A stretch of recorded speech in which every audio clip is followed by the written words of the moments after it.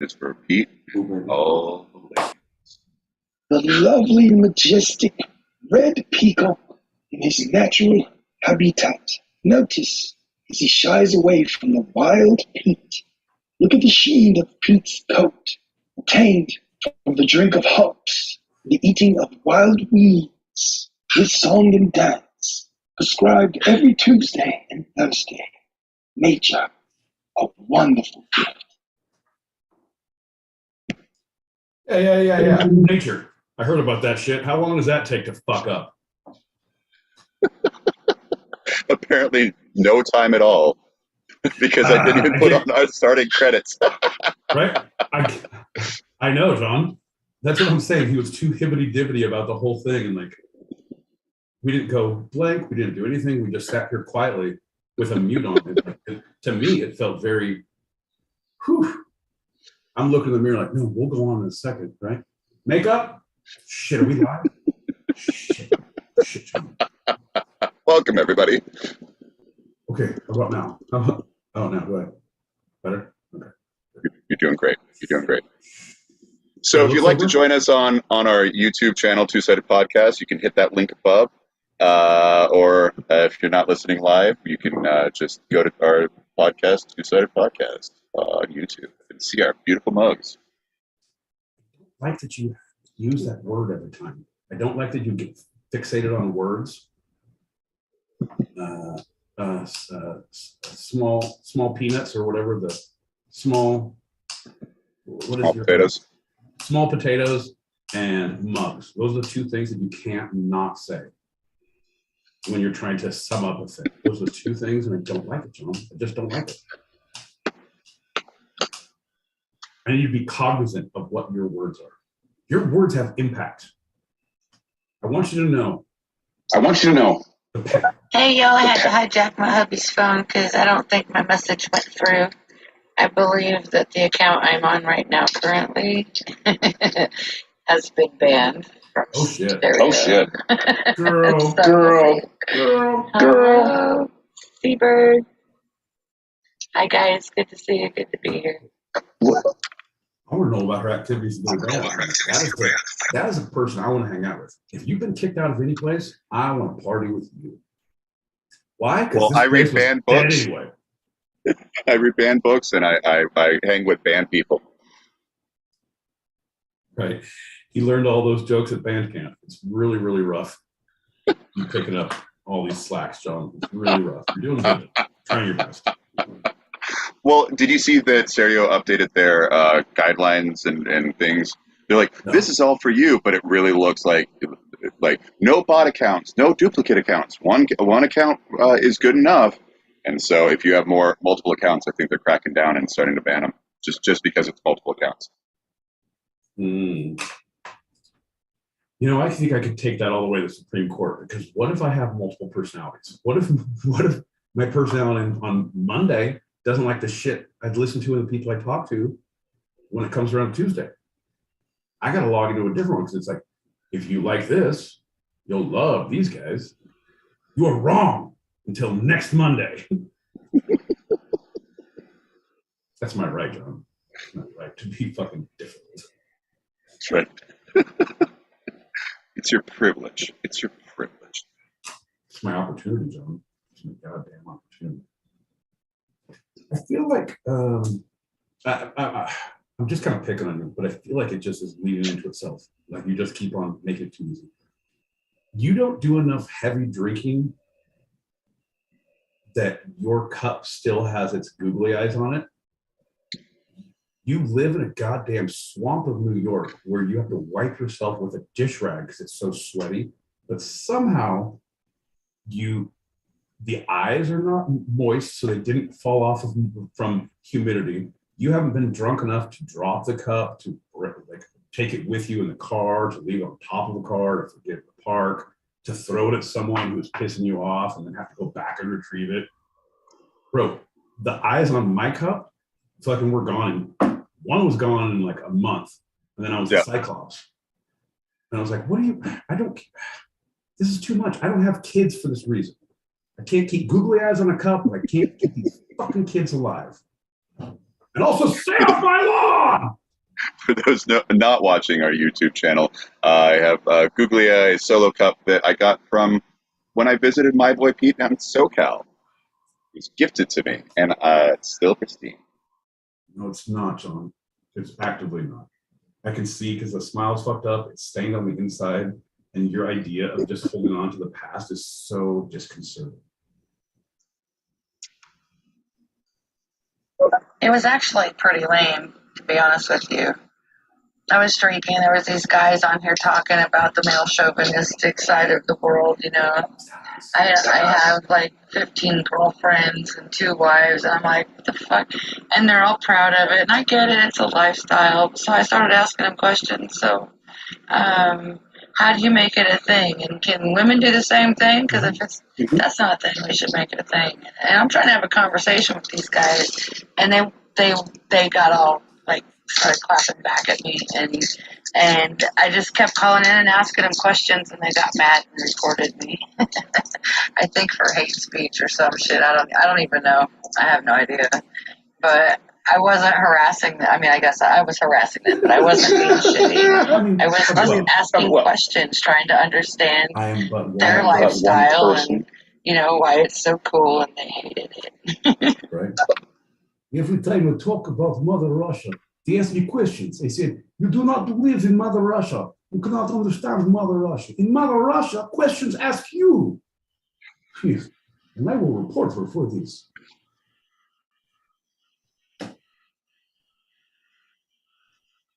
Are you going to play more messages, John?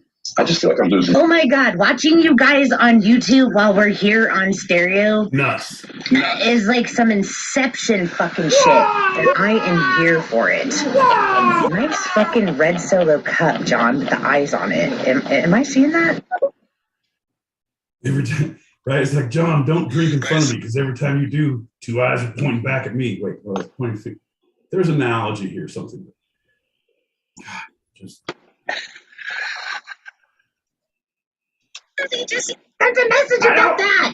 This is fucking Inception. This is crazy. I want you to right now. Seabird, I want you to pull out your top, and I need you to spin it on the table. If that top is still spinning by the time this show is done, I want to party with you. I want to fucking party with you, because you're a goddamn masterpiece. Masterpiece. Oh shit! What's up, fellas? What up, girl? How you doing? Ready to sign up for the 15 girlfriends. I'm good on the wives. Don't want those. Yeah.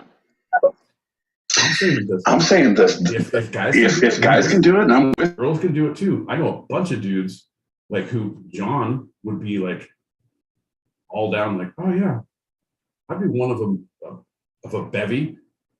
I could take 1 day a week and do chores that 1 day, and like, cool, we did plays and we walked in the park and we talked about our feelings. She's like, okay, cool, I'm over it. And then she'd move on to day 2. She's like, I like monster trucks. Getting fucked up. So I was like, I like getting fucked up too. Easy there, prissy pants. Go back to your Shakespeare. And that is what the beauty of it is. For reference, the ill for the wives was because of marriage, not because of like wives. Just all right, that's it. Okay. Oh yeah, definite marriage. But I think marriage, yes, but also labels. I'm not a big fan of labels. Like, why don't we just call things things? And like, this is my. I say.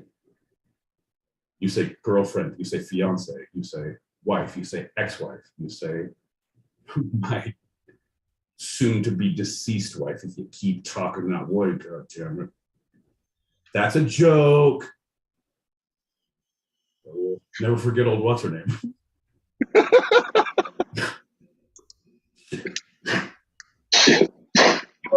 When you get on the YouTube, don't forget to hit the subscribe. Don't forget to like the live. Some more people will come.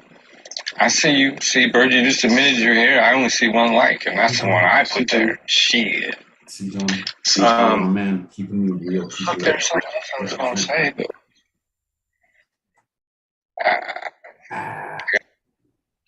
Come back. Like in all the good thoughts in the Two-Sided Podcast from anywhere in that room, they're like boomerangs. They swing around, and if I miss them one time, I promise they'll come back and hit me in the back of the head. They also have an Australian accent, right? Right? How can you tell it was a boomerang? It's fucking whatever hit me. He had a fucking accent. So yeah, so John, we didn't even do the thing. You didn't put the thing up. You didn't put the thing up. You were so excited to show me how Johnny on the spot you were that you forgot all the prelims. Folks, if you're watching this now, if you are seeing this, if you don't understand what has happened, if you can't fathom the results of what this night may hold, the implications may be limitless. Don't be afraid to tell your friends. Don't be afraid to tell your soulmate, your cellmate, your just your mate, John. Mike. Hit that subscribe, hit that like. We'll be here every Tuesday, every Thursday, 8 p.m. Pacific, 11 p.m. Eastern. Open chats on Tuesday. We also have our Gmail. It's called email. It's twosidedpod@gmail.com. That's where you can send in your ideas, your thoughts, topics that you want us to go over, John to research. Side boob pictures, because if you watch the YouTube live, and I promise you it's all there, you will see a side boob or two if you stay deep in the pods. I'm promising you. That's reason enough to tell your friends. So don't be afraid, just be wary. Yeah, it's worth the price of admission for sure. Yeah, if you want to see Pete's blurry reality and my asylum library, then come on and join us. That's truly what it is. It's an asylum library. It's like he was good enough. He was on good enough behavior that they took his straitjacket off. Then he was here so long that he outlasted the two wardens. They're like, maybe we should. The warden's like, do you want the bookcase? Like, yeah, I'll take the bookcase. They moved into your padded cell. We're like 4 decades into your criminally insane sentence, and this is what the cell looks like after that time period. Mind Fox, I'm currently stealing my ex's YouTube premium to watch this, so I'll like and subscribe on my own shit, but I wanted to see the boys on the big screen. So there's that. Shit, the big shit. All right, John, we're gonna have to make it sexy. Nope. I don't need to say those words to John. He makes it weird every time I say that. Come on, the lights go. There's a whole neon thing. Like, ugh, God damn it. Okay.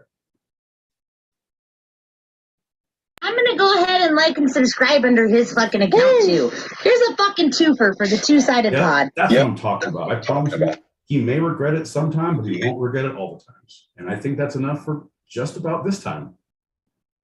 Heck yes.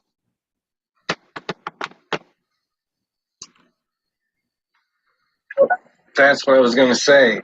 So everybody, make sure you give Awesome Sauce the follow and write your congressman, write Stereo. Tell him that's fucked up. Yeah. I want hashtag give me Awesome Sauce back.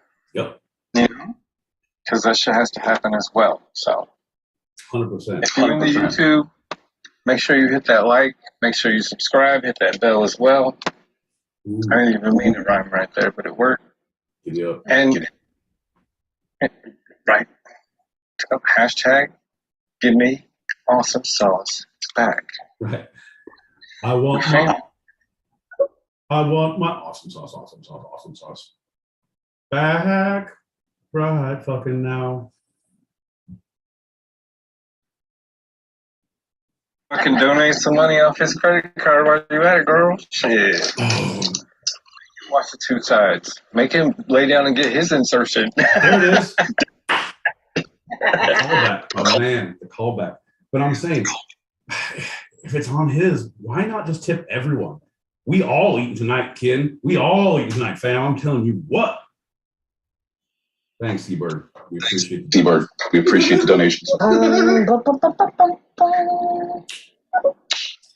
Where I don't even know my name. Bum, bum, bum, bum. I'm not sure where I came from. Bum, bum, bum. Fell to the stairs on the way here. Fell up on the way out. Drank so much that I caught me a case of the gout.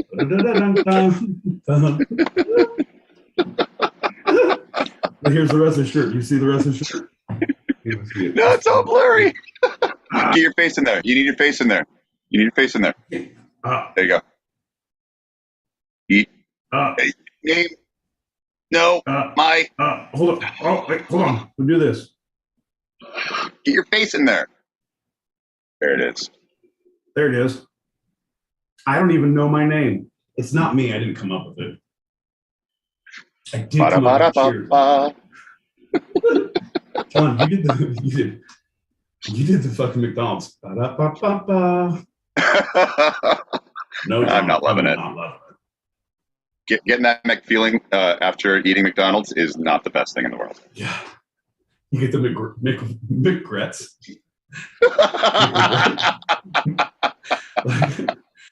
Big second thoughts. Oh, lordy. We got to get into it, man. Yeah. Come on, John. I got a show to do. I got shit to do. I don't. I really don't. Keep your face in, he says. You're blurry otherwise, he says. Let's get to the goddamn show, I say. Come on, folks. Well, howdy.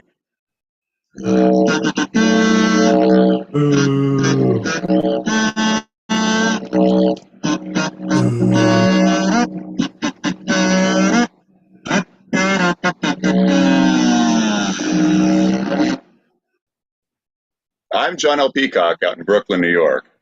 And I'm my boy Pete, disgusted with didgeridoos in Southern California.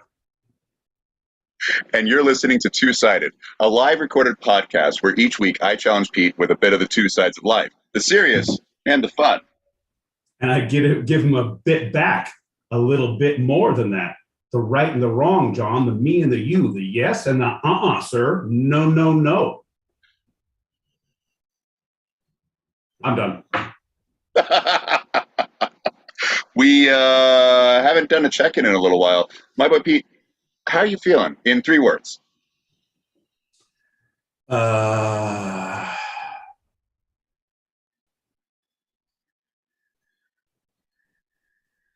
Almost drunk enough. Well, that's going to definitely lead us into our first lightning round. Lightning round! It's time to get down! Everybody thought I was out, but I just came around. It's me, Lightning Guy. Goddamn, John's back. How you doing, Lightning Guy? I'm good. Pete seems a little pissed, but you know how it is. Whoa! Oh, I do. Hey, we should start a support group about what an asshole Pete is. Maybe we go bowling, get matching shirts, talk shit about him on maybe Tuesdays, Thursdays. Oh, wait, we both busy those days. Lightning Guy, that sounds like a crazy idea, and I am in. All right, well. Shut the fuck up. Can we just drink and start this goddamn show? This whole thing. You guys are having your own little party. You can be part of it too. There's room for 3. Shut the fuck up. John, let's do this, okay? Sure. You go back in your cell. Cheers. Bing, bing, bing. Do you agree? It up,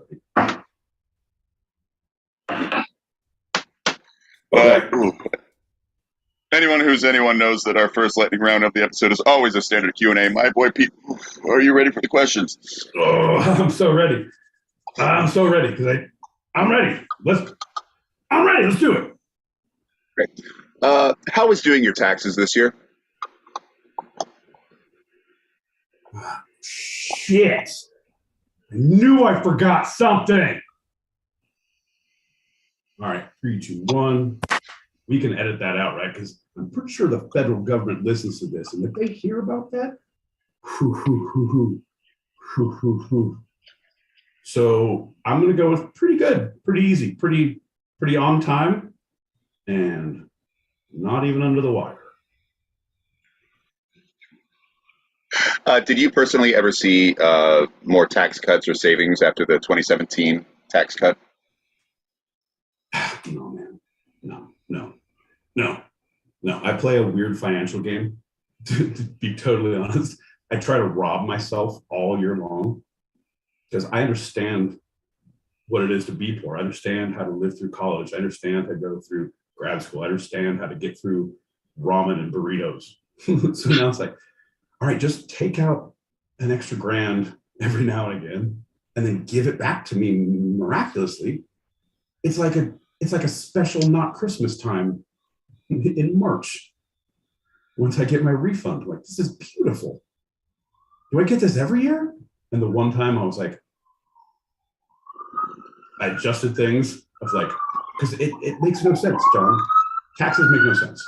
What do you claim? 0, 1, 2, 3. Are you going to keep counting? Should I wait till 10, 11? I want 1,000. Is that better? I don't understand. What's going on? So you change numbers and shit happens drastically. I almost had to pay taxes 2 years ago. And I was like, oh, no, never again. I was down with like $20 that I got a check back for like $20. Oh, no. I don't pay money. I pay it all in front. I throw my money out when I get to the casino out of my pockets as I walk through the lobby because I don't have time to sit there and gamble. You're going to take it anyway. Let me give it to you now, and we can just get this done with, and I'll be on my way, just like the government. So instead of doing a one-time payout each year, you give the government a free loan every year? 100%. 100%. Because, John, the only reason why, it's easier. Because if you do it correctly, if you're really budgeting and like you need to have a financial planner or to be a fucking someone who doesn't give a shit and get drunk every Tuesday and Thursday, 8 p.m. Pacific, 11 p.m. Eastern, you got to be not one of those people because then you're not what we call business savvy and you're not keeping an eye on your finances. You don't really give a shit because as long as all of your necessities and your accoutrements are met all the time, every time, you're good to go. And all of a sudden, it's like, what is this $3,800 bill? Like, I don't have that. Like, you kind of would if you just stopped being a goddamn deviant. Don't tell me my business, America. I'll give you a free loan. We can end this now. And that, John, would. And I love that your scheme against yourself is basically like a personal Ponzi pyramid. Like 100%. You are grifting off yourself. Yes, John. I started that shit as a kid. I promise you. Listen to this. I didn't get in books and stuff. Not only that, but it started before that. As a little fat kid coming back from Halloween, I knew I would eat all my candy. So I'd take candy and I'd hide it. And like, here's in the closet, here's a couple of this, and here's some of this. I would forget about it and I would like find candy all of a sudden. It's like, oh my God, look at that. That's probably a year old. I'll eat it. Awful. And then started with like, if I take it in a coffee jar and I dig a hole in the backyard, like not that extreme, but of like, yeah, I'm putting some money here, I'm putting some things there.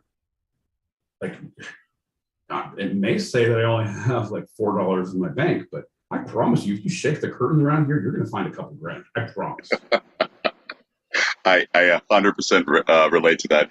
Anytime I played Monopoly, I take the first 500 bill and slide it under the board so that I would just forget about it and start with that deficit. And if I got down too low, oh, wait, hold on. No, I'm 500 up. See, I had that kind of the same scheme because anytime we play Monopoly, I'd take that first 500 and I'd slip it into the thong of the banker. And I was like, you and me, we're going places this game, right? I'd wink and nudge, nod. And my grandma was like, that's so weird, stop. So it didn't really work out that way. Hey, when's the last time you saw a pharmacist? 4 days ago. I shopped all my booze shopping at Rite Aid. I see pharmacists all the time. What's up, Jim? How's that oxy running? All right, epidemic my ass. You too fucking funny, Jim. Dr. Jim, whatever. Is that the place where everybody knows your name?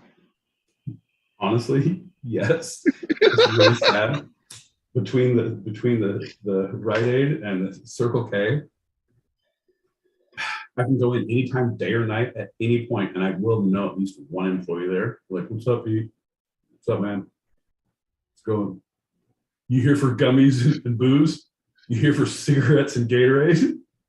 Because if it's Circle K, it's cigarettes and Gatorade. If it's CVS, it's booze and gummy bears. My body's a temple, John. I never said who worships there, but it's a fucking temple. If a clerk is like, "Hi, sir, what can I get you?" The other clerk comes up, "Sorry, he's new. Don't worry about him, Pete." The first rule of CVS after dark is you don't talk about CVS after dark. Fortunately, it's still light out where you are right now. So yeah, no, it's creepy.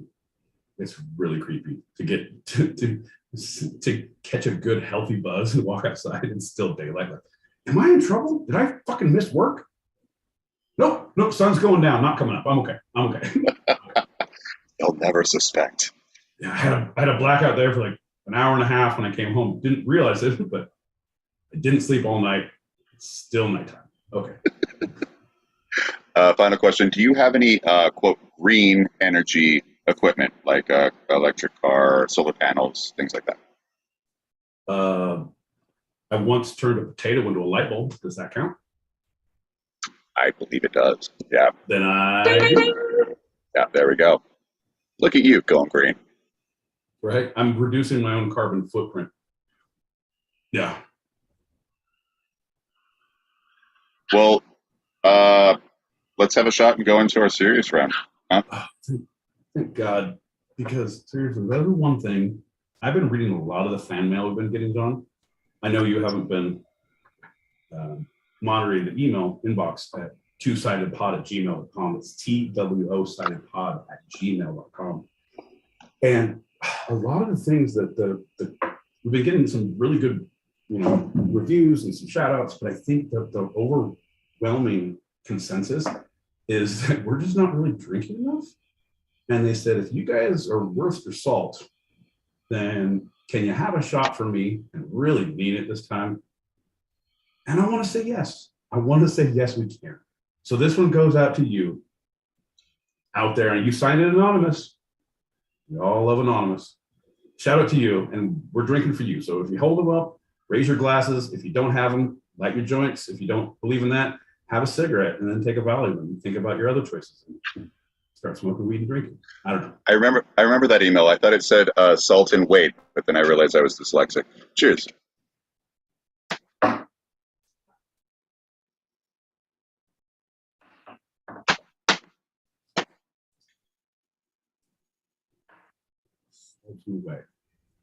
Sultan way? Like a sultan? I just try to follow your Sultan weight. Sultan weight. So we're large. Weight and salt. Oh man, come on. Sulk. S-U-L-K. I'm sorry. Your pronunciation and your enunciation is for shit tonight, John. Perhaps you haven't had enough to drink. I'm just saying. We're going to talk about the Inflation Reduction Act. Jesus Christ, dude. Jesus Christ. Okay. Yeah, that's great. Let's do that. Yeah. Perfect. I say, yeah. Of course, you're like, what do you want to talk about? I was like, can we talk about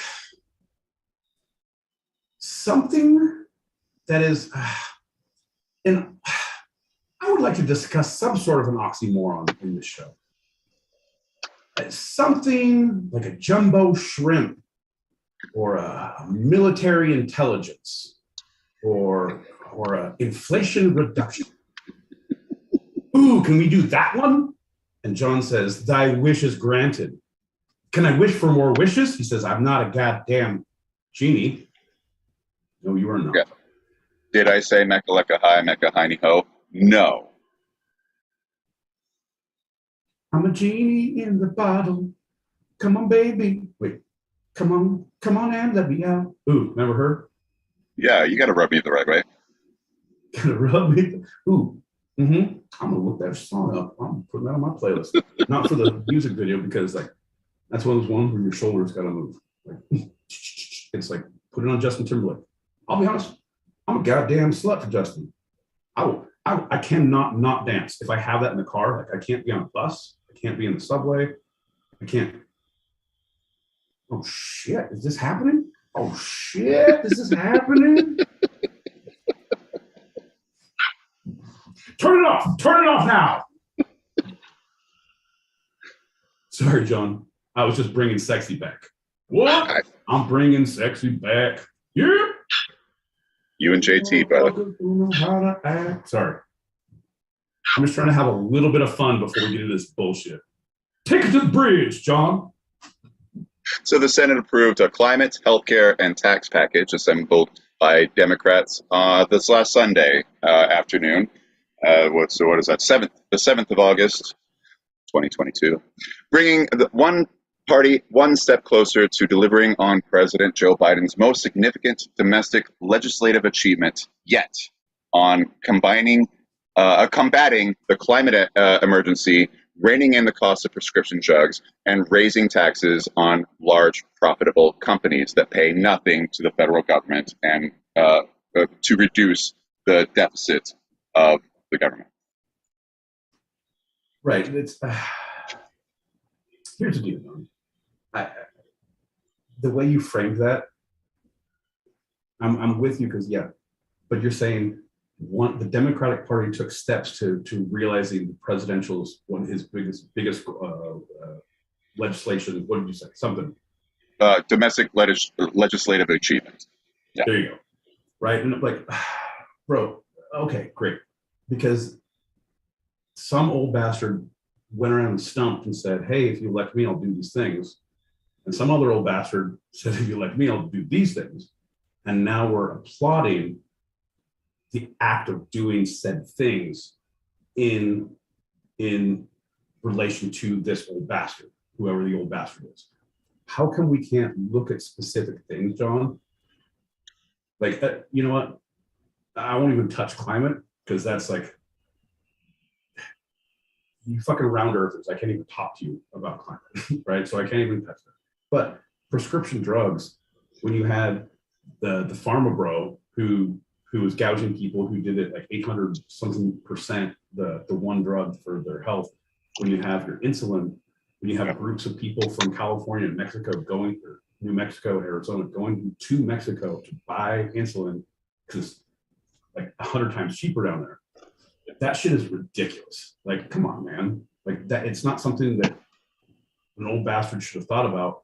It literally should have been done 10 years ago. And we're just stupid for celebrating someone's coming to the light. Like, what the fuck, bro? This is why I hate people. I love dogs, hate people. Yeah, so I fully agree with you. It should have been done a long time ago. That kind of thing, it's not free market. It is necessary medical use, right? It is something that some people need on a daily basis. Some pharmaceutical drugs. Insulin is a huge one, a huge thing. HIV drugs, right? People who own the patent gouged just like 800% overnight, right? 100%. Same thing like Sailor Jerry. Like, you know how much the prices are going up? I need that shit daily, bro. And I'm hoping there's going to be some light at the end of this tunnel where they're like, hey, you know what, Sailor Jerry, you can't go over $24 a bottle. I don't know. If we can get that point, John, I'm going to hold on to the end of this goddamn serious thing. Until then, we're up in the air. It is your medicine, right? I mean, it's daddy's medicine. Oh, daddy needs his medicine. Can you please stop referring to yourself as daddy? Why does it make you uncomfortable, officer? So the vote was split 50-50, with the Vice President, Kamala Harris, casting the tie-breaking votes. Senator Joe Manchin of West Virginia and also Senator Kyrsten Sinema of Arizona, a pair of longtime holdouts, threw their support behind the bill, carrying the centerpiece of Biden's economic agenda, and it heads to the House tomorrow, Friday, for the vote, which will then send it to Biden's desk for his signature. Boo! Arizona's the worst. Boo! Not the Foxes. But fucking Cinema, I don't even know. She's just crazy, and she dresses like the cool mom who was cool when you were in 4th grade, but now you're in high school. It's like, that bitch is nuts. Like, she is nuts. I have a lot of conflicting thoughts about Cinema coming from Arizona as my home state. It went blue with the Senate for the first time ever, really, after going purple. What does that mean? What does that mean? Having. Oh, right. Yeah, you talked about this. You don't really deal with I don't deal colors, man. Political colors, right? Yeah. So when they say I'm colorblind, like truly, I don't understand when you say those words. I don't get it.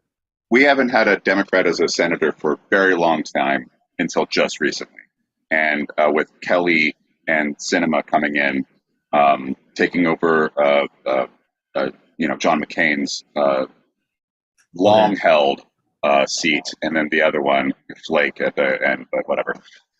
It flipped it from having a stronghold of Republicans where basically it was a gimme, like the stuff. It was a gimme state of like, oh, if you run as a Republican and there's not another Republican against you, you're going to get the seat. And now it flipped it completely. Okay, so yeah, it's all like, hey, if you listen to Two-Sided Pod on Tuesdays or Thursdays and you have a bottle next to you, you're going to have a bottle inside you by the end of the night. In one way or another, looking at you, Seabird. No, I'm not. He'll flip you for real. Flip you. Yeah, there you go. Welcome for the booze insertion. We're about to get started. Just breathe out. It was originally dubbed the Build Back Better Act, with the House of Representatives voting to pass it back in November last year. The social spending package that would lower some education and healthcare costs and extend the expanded child tax credit. In the House, all but 1 Democrats and 0 Republicans voted in favor of the bill, which mirrors how brutal the debate among lawmakers over its passage has been. And then it went to the Senate, and we know what happened there, right? John, I'm feeling like I'm going to take you so hard off track of this show if we keep talking about Senate and House, because the problem is they are so split, and they can do that because it doesn't matter to them. They're going to get fucking paid. They're going to take their vacations. They're going to do whatever. I feel like if you're going to have to object, it has to be like old-timey Roman, like, you know that other senators have daggers, and if you fuck around, you're going to get et tu brute right there on the floor. Like something of like, no more filibuster. Filibuster is king of the hill, where if you can stay in the ring on your feet, longer than anyone else. I got a phone book. Yeah. What about now? I got my own wood. Come on, motherfucker. Just call me Mr. Smith. Let's do this. Whop. No weapons. That's going to be, well, you're going to have to fucking knock me off the hill before you can propose that, because right now it's just an idea. We can't propose a bill until I'm off this mountain. Ah!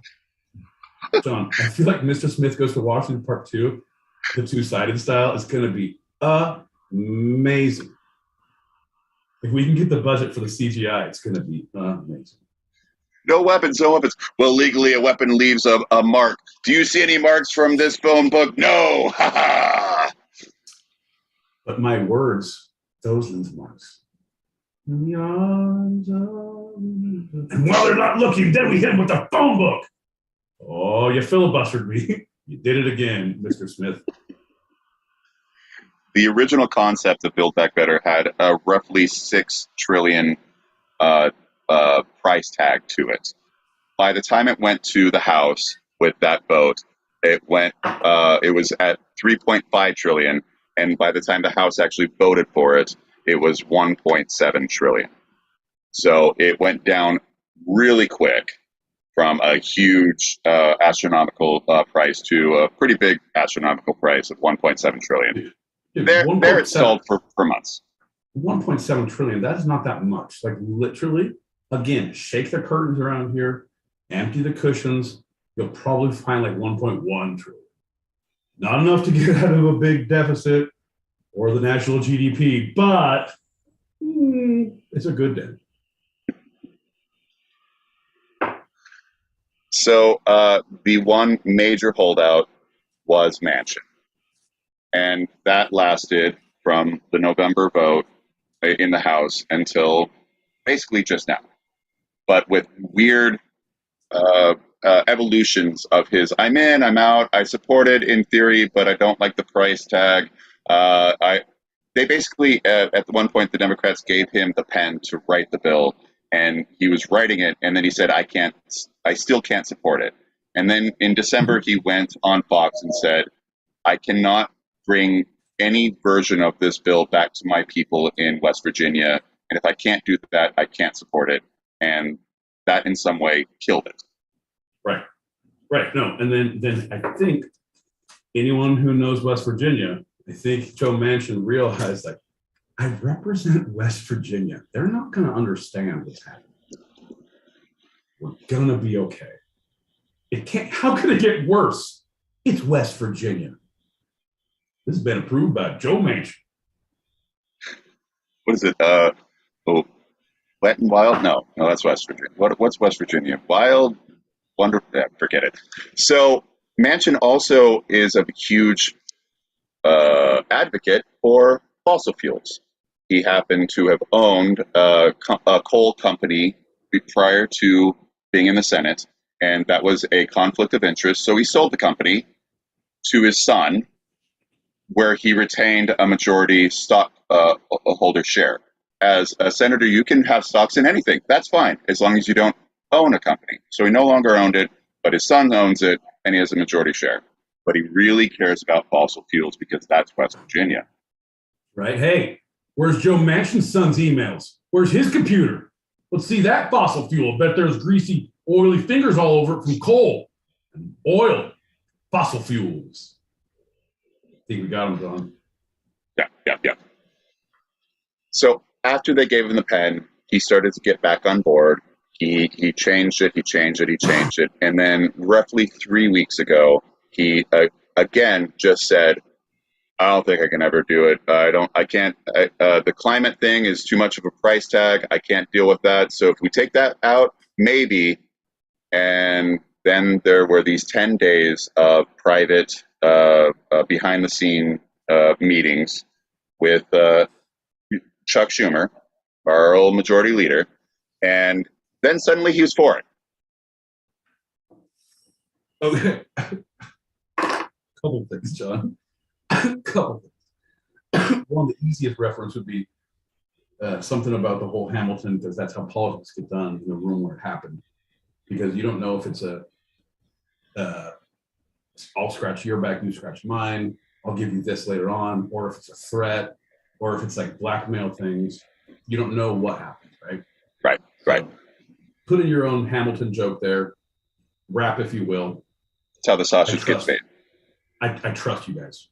But the one that I'm really thinking of, and I know it's horrible, because as you're saying this, it's that fucking reminds me of high school, like trying to date the opposite gender, or just trying to date of like, oh, super good, and like, no, nothing, like, but yeah, and no, I can't, but I can, I want to, but I can't, but I will, and I won't, and it's like, hey man, can we just maybe go on a drive for a little bit?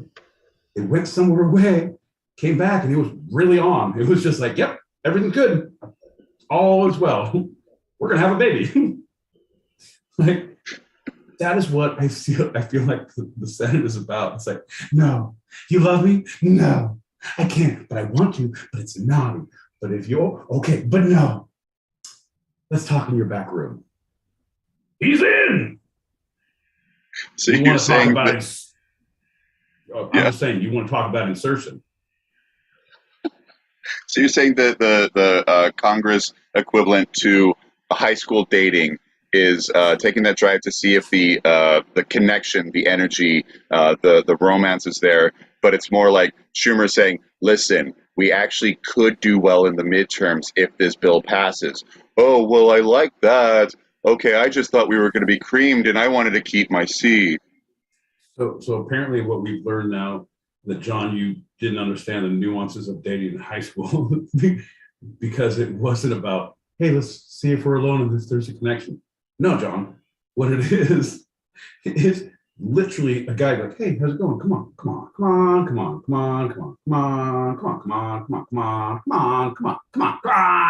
In so many different ways, not literally, sometimes literally, I'm guessing you've seen it, but it was like, all right, you want to see funny? I'll show you funny.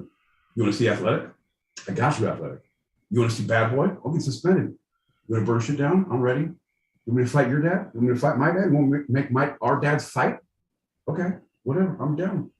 And you're just trying every goddamn angle you can. It's like, church? You want me to go to church? Singing? I'll sing. You ballet? I'll fucking dance for you. I love ballet. I'll do anything for love, but I won't do that. Do that. Because she said, do your best meatloaf impression. And I said, it's a sacred food and a sacred artist, and I wouldn't go down for it. I won't do that. That's what I'm saying. It's the same thing of the House majority, whoever's trying to pass the bill. Like, come on. You know you want it. It's going to be fun. Come on. We're going to play just the tip. Here's the pen. You can hold the pen. Look at my hands. I'm not doing anything. You're doing all the work. Ooh, you're in charge. Look at that. I can't. Oh, yeah, I can't. God damn it. Okay. Do you want to go to my parents' cabin this weekend? We're going to go skiing. Your friends will be there. They can all stay too. There's 2 bedrooms, and all your friends can stay in the other one. What do you say? Okay. Car ride. Take her to the office, Schumer. All right. You're cool. Everything's good. You are really sweet. I am sweet. You're not manipulative at all. I'm not. You know, there's an actual position in Congress that called the whip. The whip. Both for yes. Yeah. That's their job. No, I'm telling you, which is the word. It's how come? Okay, I was going to date. I don't even know those like good terms anymore. It was like, how come our Congress, because it's so dated, our Congress and our Senate, they're so dated. It's just like 90210. Really, in the past, no one knows what it is anymore.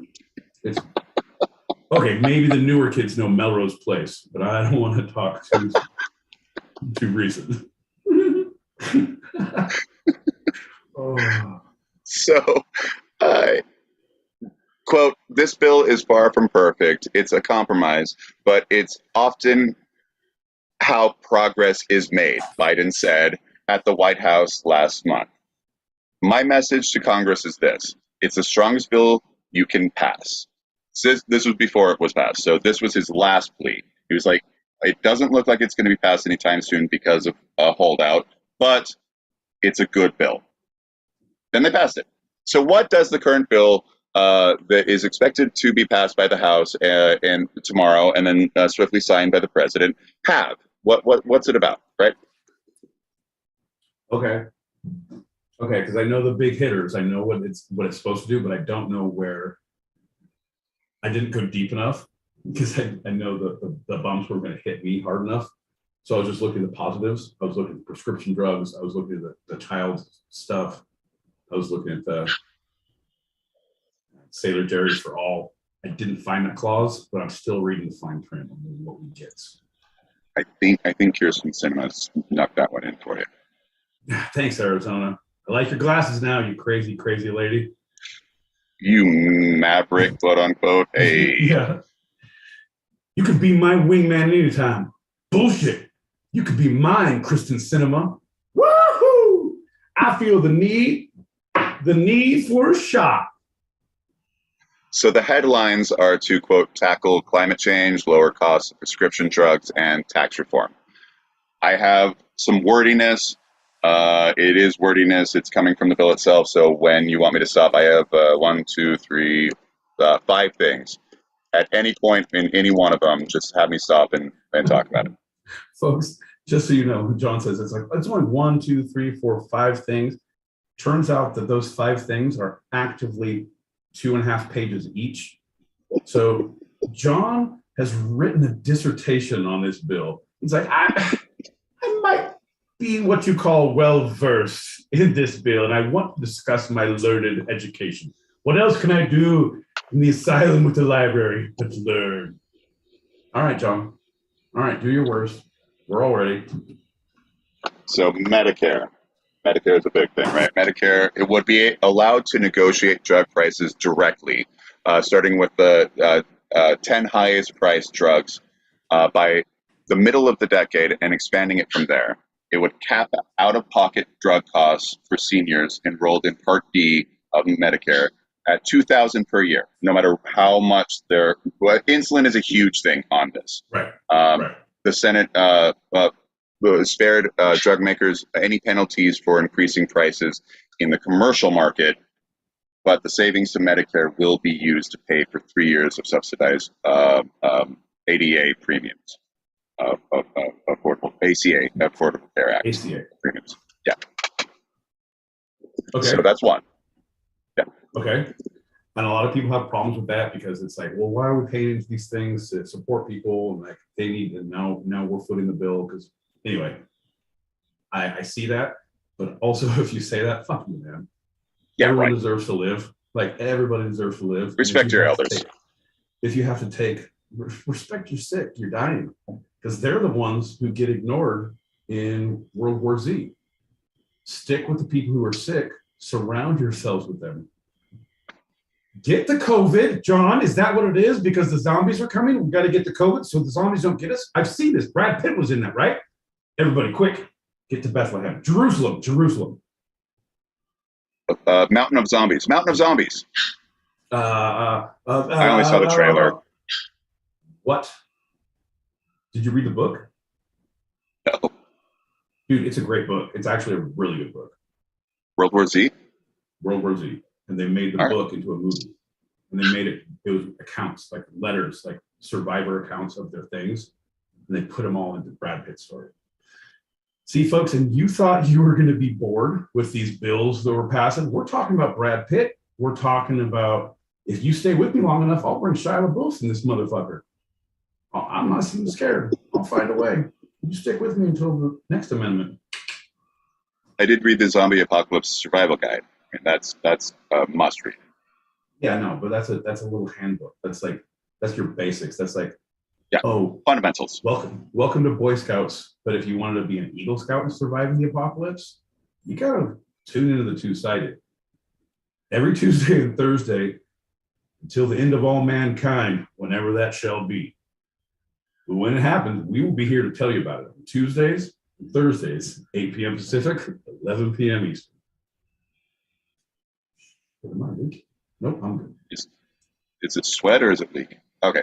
The bill allows roughly $374 billion in climate and energy spending, such as expanded tax credits for renewable energy projects.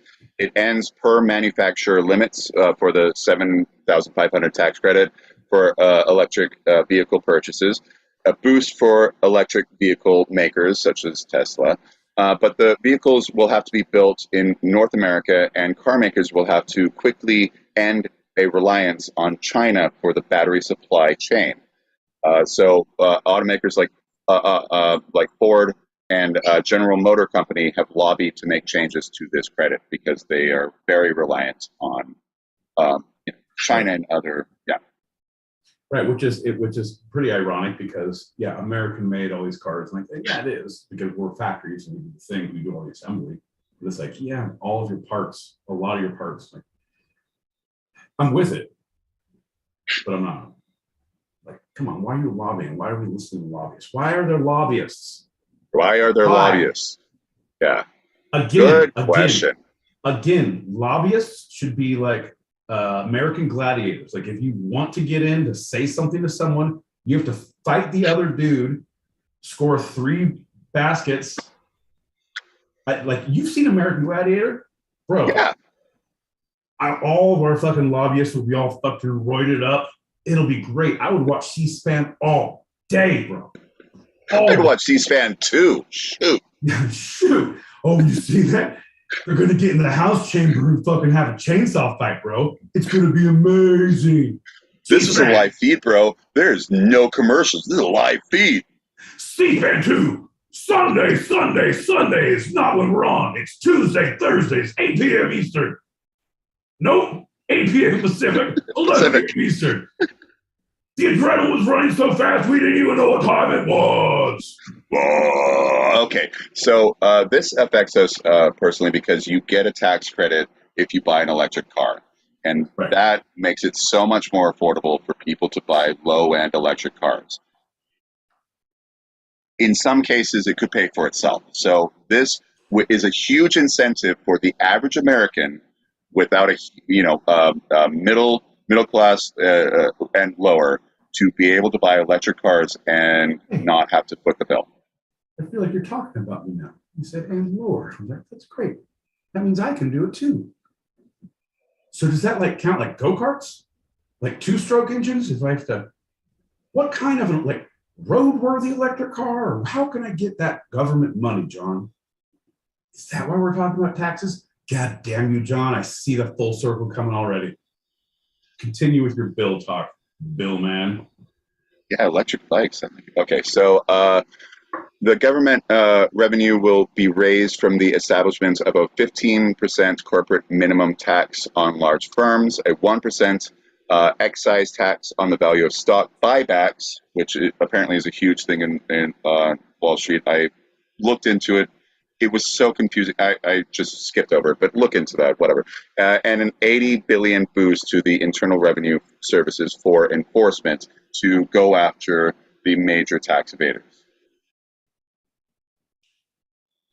See, I'm with that. I'm with that. But it's a natural instinct, though, John.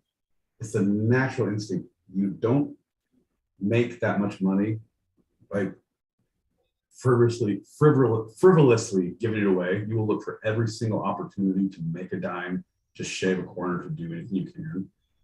Legally, yes, and sometimes not so. And that's across the board with people, with companies, with whatever. Like, if I can go this speed to go to work, if I can drive this way and avoid traffic, if I can do something, we are always, as a human being, as a species, we're looking for the quickest way. What's the quickest way to point A to point B to benefit myself or to go out of my way to benefit someone else? Like, unless you're on a leisurely jaunt through life, and you're the fucking people that get stuck walking behind on the street. You're the ones who are just wandering through life. Don't get me started. I'm just saying that all these tax evaders, all these people they're gonna take money. They need to be held accountable. There should be paying taxes. You make billions of dollars, you make hundreds of millions of dollars. You should be paying a shit ton of taxes. Like something that feels like you're passing a goddamn stone.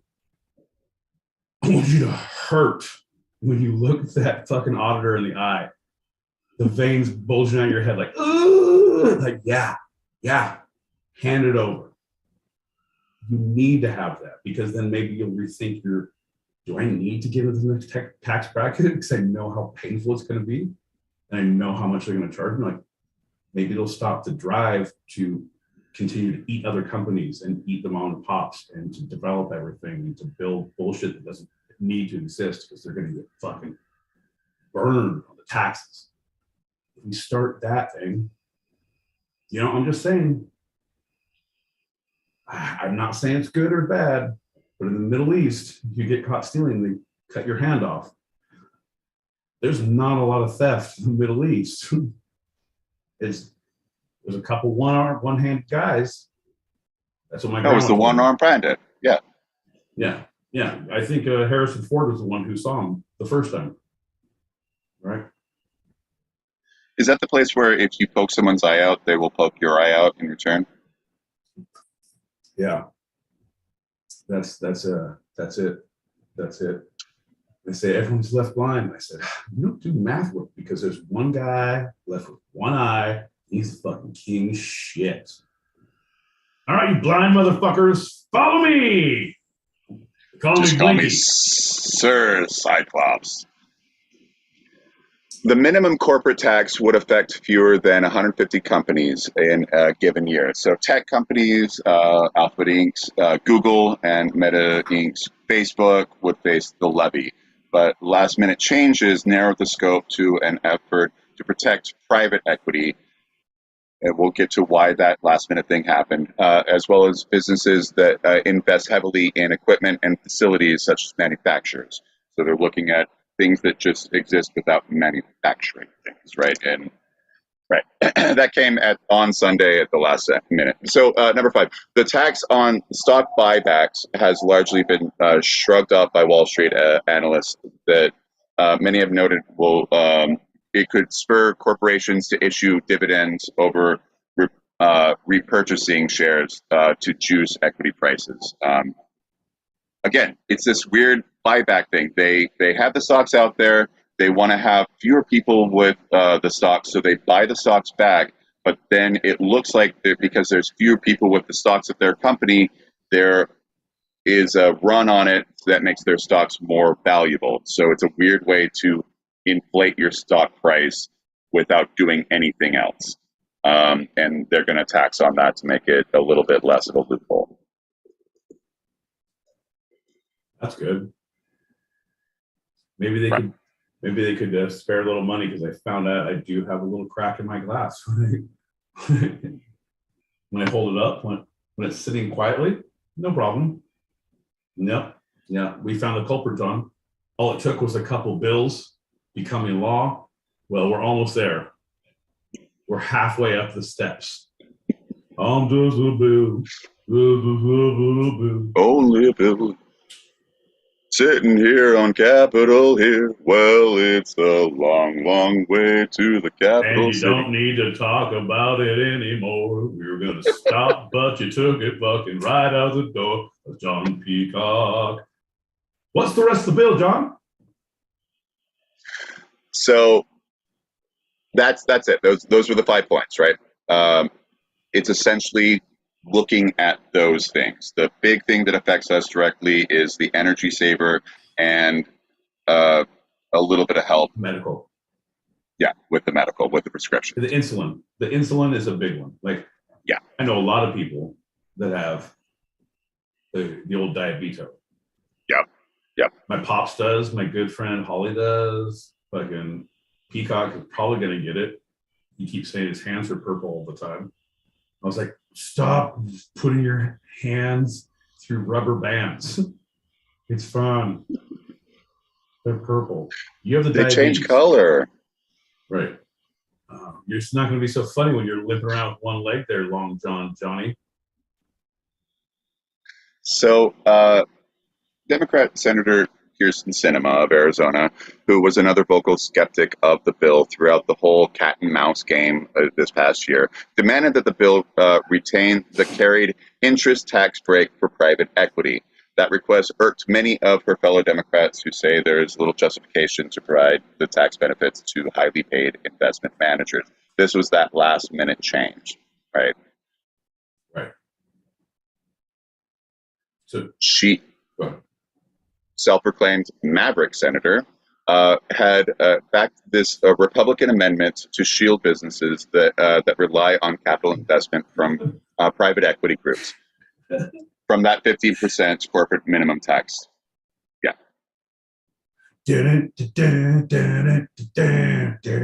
Highway to Arizona town. Gonna take you right to Kristen Cinema's crazy town. Tell him, Maverick. Who's up there? Cougar and Merlin and Maverick and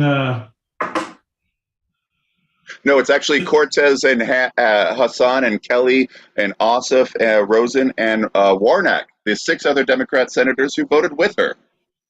See, I was going to say, who's up there? Cougar, Merlin, Warnock, Cinema. God damn it, are we expecting visitors? Not today, sir. Shit. Request to fly by. God damn it, Cinema. You screw up just this much, you'll be flying cargo planes full of rubber hog. Nope. Rubber dog shit at a Hong Kong. Rubber Hong Kong at a dog shit. Sorry, John. I'm getting there. If anyone wants to chime in on the live chat on the YouTube, if you like what you're hearing, I can't understand why you would. I've lost interest. I'm talking about movies. I'm just trying to make references now. Oh, there's a bill. Anyway, if you like what you're hearing, you can't believe what you're understanding. If you're still not getting tipped by someone's logged in special extra account, we all going to eat tonight. I thought that was the agreement at the beginning.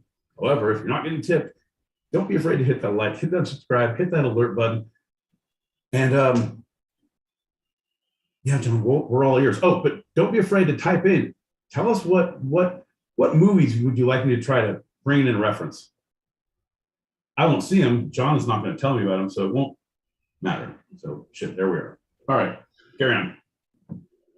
So this could offset the passing in the House because the final passage would hit residents of high-tax states, like the blue states like New York, New Jersey, Connecticut, and California. And so immediately, the Democrats quickly offered an amendment from Senator Mark Warner of Virginia to offer a passage of the other amendment to make the changes to the bill that would make it more palatable. Warner Amendment replaced the SALT cap extension with a different tax provision raising revenue. And Warner's amendment was approved and the bill went through. I just want to go back really briefly. So they introduced this amendment. The Democrats were all up in arms. Oh no, how dare you, Kirsten Sinema. Okay, we'll introduce another amendment. Ooh, we weren't ready for it, but we have something else. It kind of nullifies or it changes it, but we still have good things going on. Great, boom. Here's the people who, the Democrats who voted for that. And I just want to look at their states. So Kirsten Sinema, Arizona. Mark Kelly, Arizona. Catherine Cortez Masto, Nevada. Maggie Hassan, New Hampshire. John Ossoff, Georgia. Jackie Rosen, Nevada. And Raphael Warnock, Georgia. So it's these deep red states that are recently going toward Democrat senators, and they're about to go into their midterm election. So Mark Sinema's fine, but Mark Kelly is not. He is up for re-election. There is a huge push for. Everyone's playing the game. They're all. What you're saying is they're playing the game to fuck things up.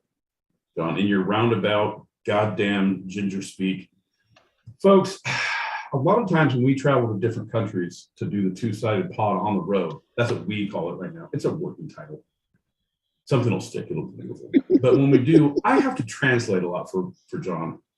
I mean, we'll be local. We'll be definitely in the United States of America. But they look at him. They look at his size. They look at those deep ginger eyes, that goofy ginger hair, goofy ginger face, and they're like,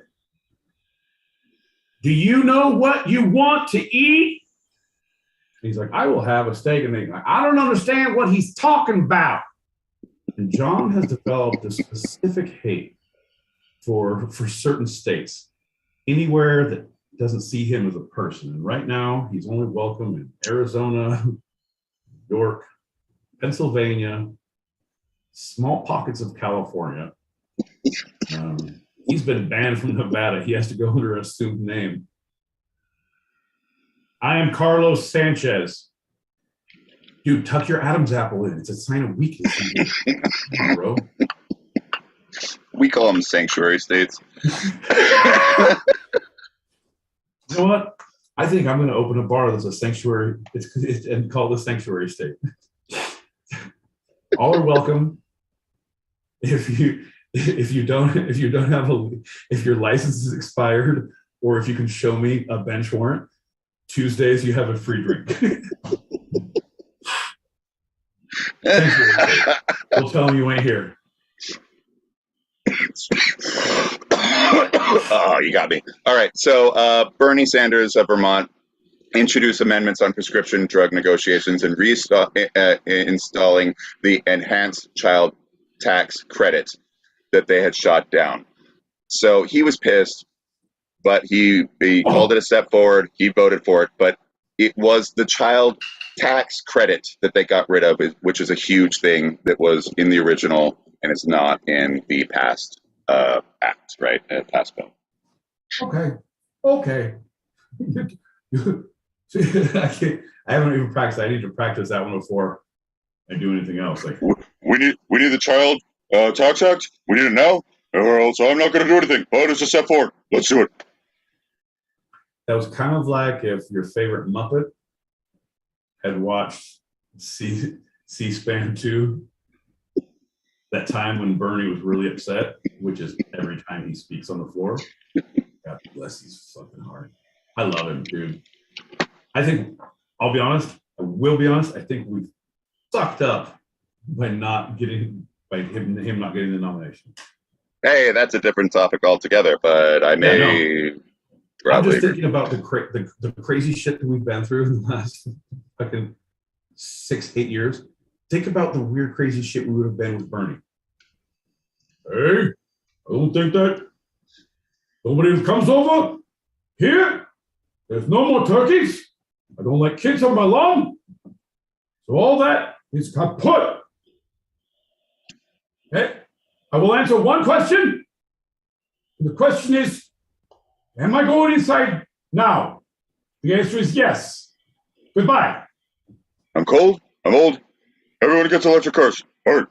So Schumer, in his post-vote press conference, quoted, "It's been a long time coming," echoing the song "A Change Is Gonna Come" by Sam Cooke.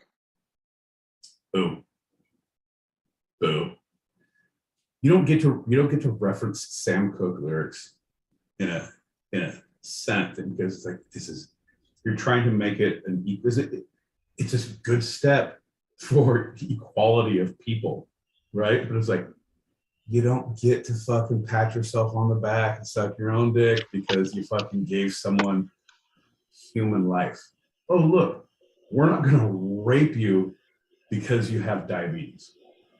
Just because you make 25 grand a year and you have to spend 18 grand a year on medical shit, and there's no minimum for your insulin, right? We continue to raise it.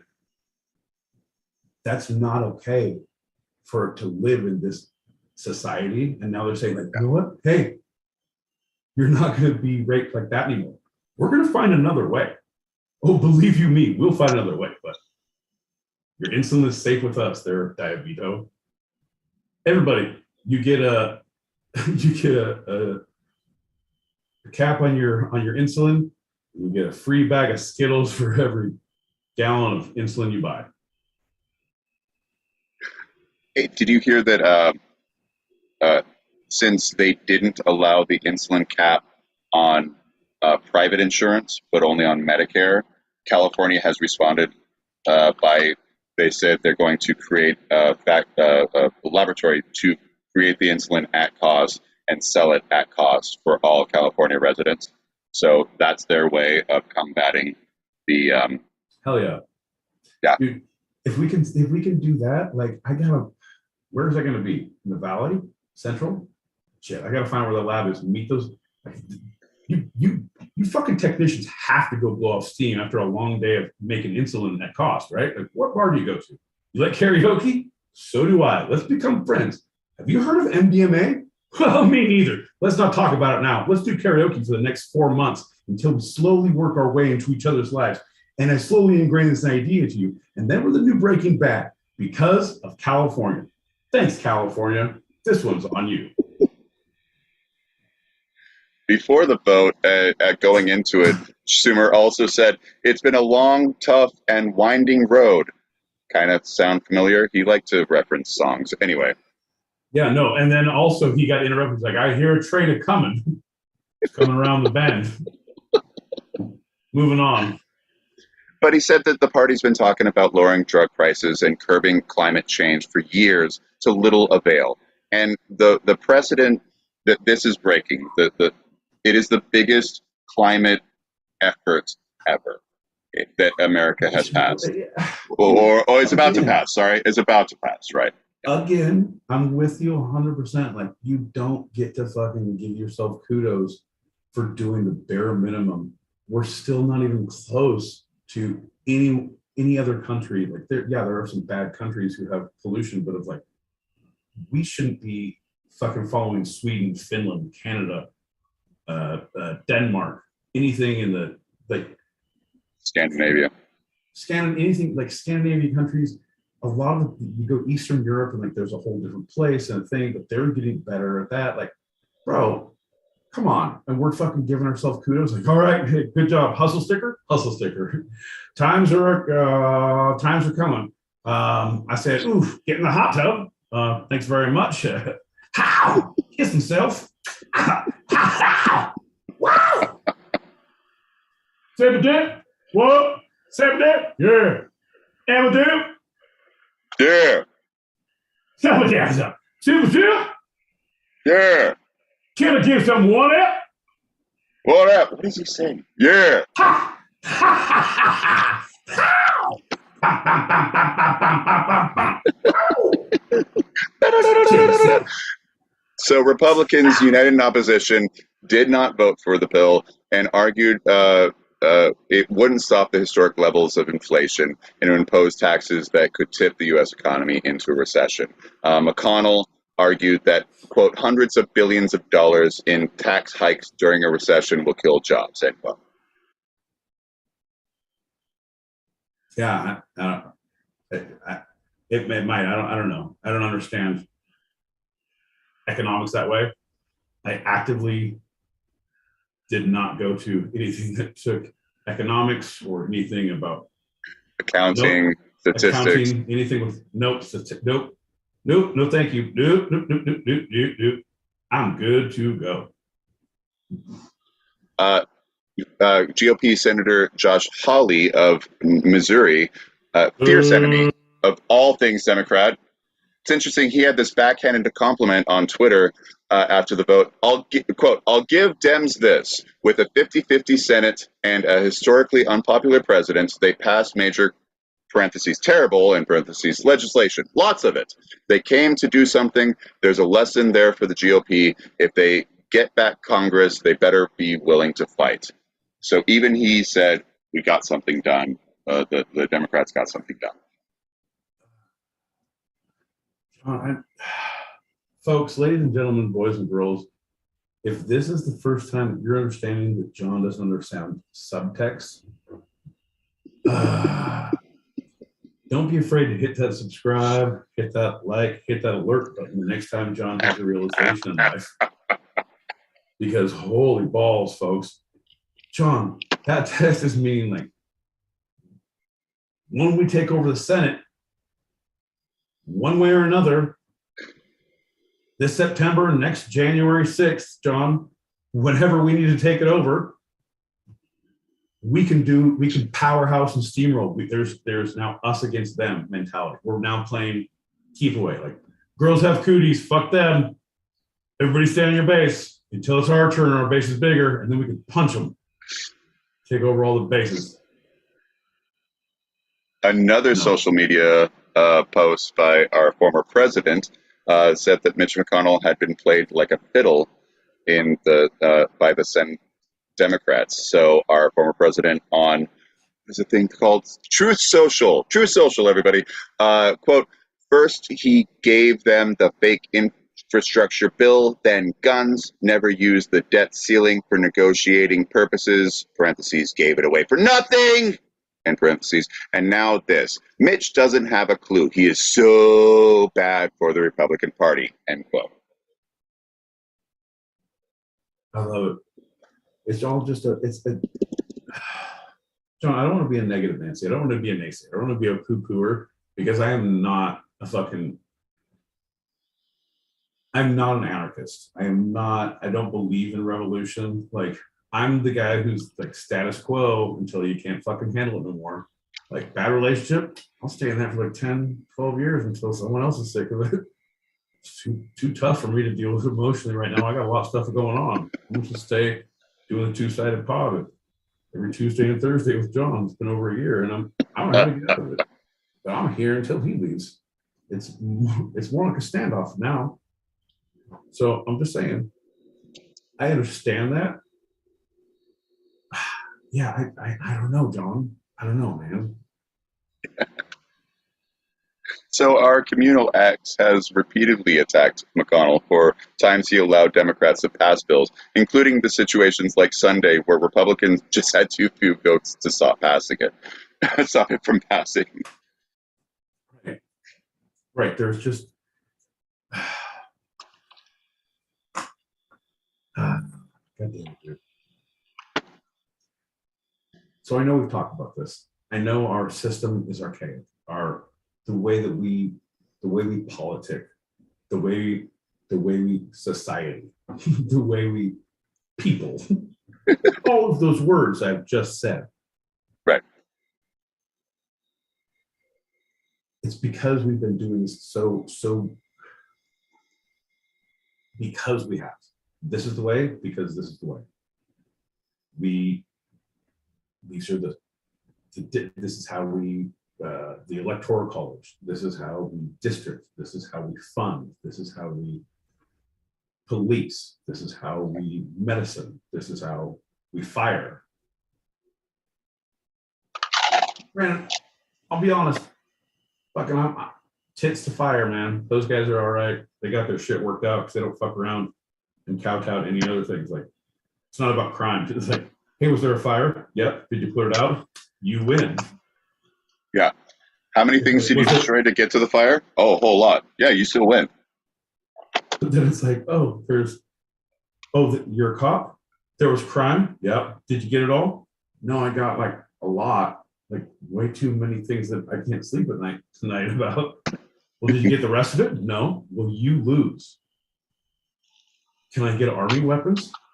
Well, like, what do you mean? Like tanks and like landmines and like mortars? Okay, tanks, yes. Landmines and mortars, no. Maybe in 2025. We're going to see. But right now, let's just go with this tanks. I'm just saying. It's because we do things the way we do them doesn't mean we should continue to do it. We shouldn't have, and every government, we said every empire, every dynasty, every has lasted less than 1,000 years, or like 1,000 is tops, is like pushing it. I think one of the, not the Ming, the Chang, because even the Romans, anyone, it was less than 1,200 years. 1,100 years. Anyway, we are the newest, the baby nation, and we are the longest nation at this point. We're just fucking. Hey man, you know when you go, John?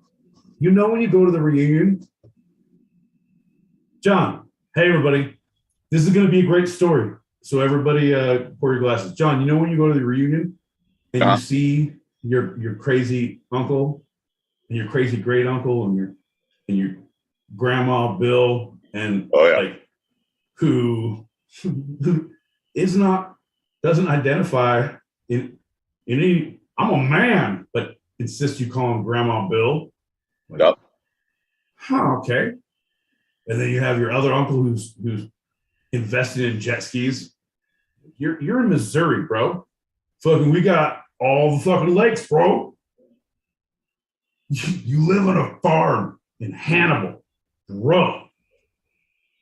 And you see the insanity that has slowly been handed down. And you see, like, you go through, oh, here's the old uncle, here's the old, and like, oh, they were committed because they were insane. And here's like, so and so did this. I'm like,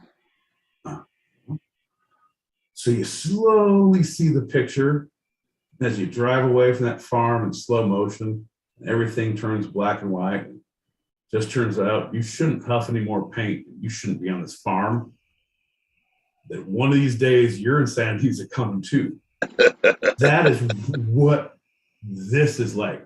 Our society, like, we're not gonna, what we know it is not gonna last forever.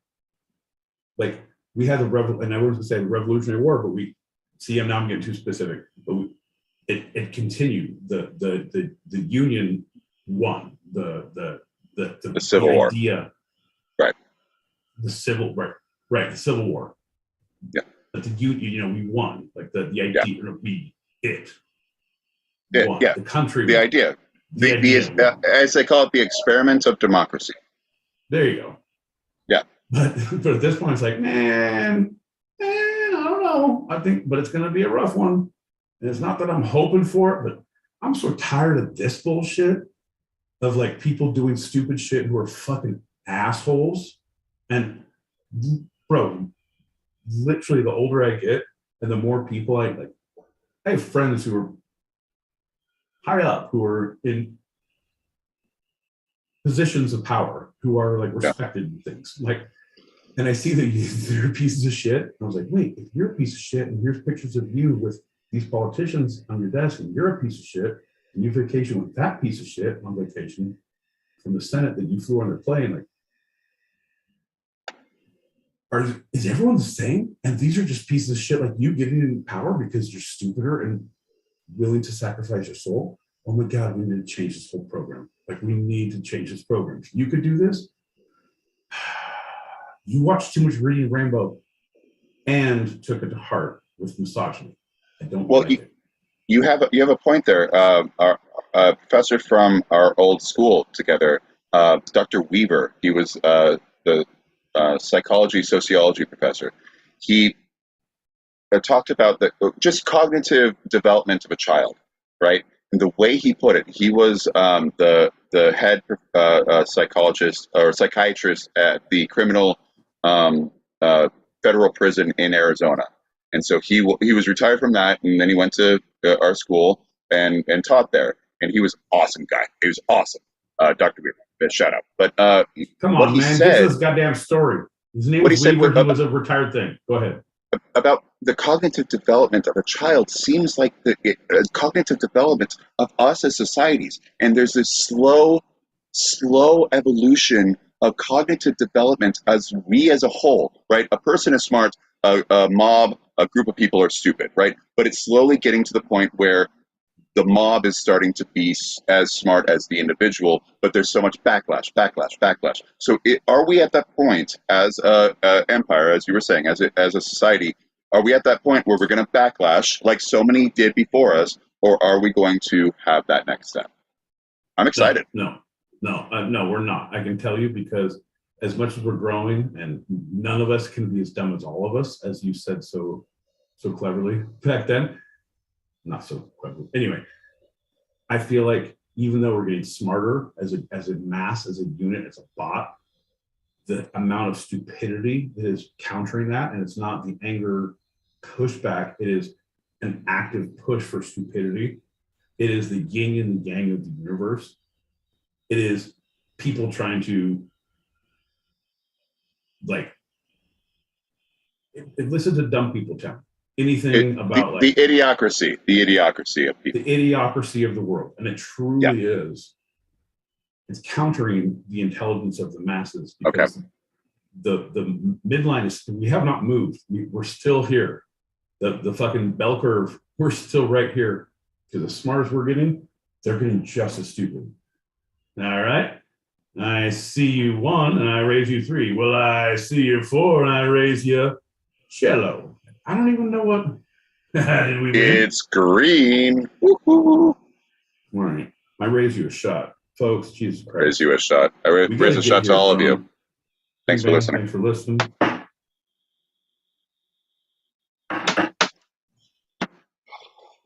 I wouldn't. I'd be honest. Oh, God. Okay, now it's getting rough. Oh. You got some messages. Yeah, play the message, dude. And then we got it. Be funny. Hello, MFA here. How you doing? Hello to the Foxes and Mona Lisa and the rest of the gallery. How yous doing? I've been awake for roughly 36 hours. I got you on the YouTube. I'm gonna fall asleep to your voices. Have a great show, fellas. Have a great night, everyone. Peace out. God damn it. I don't know where she's been, but I want to party with her. Like, seriously? You go to MFA's house.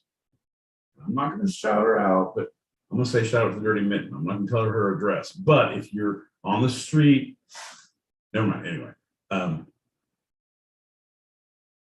shout out to MFA. She's a great streamer. She does tricks. She's an amazing gamer.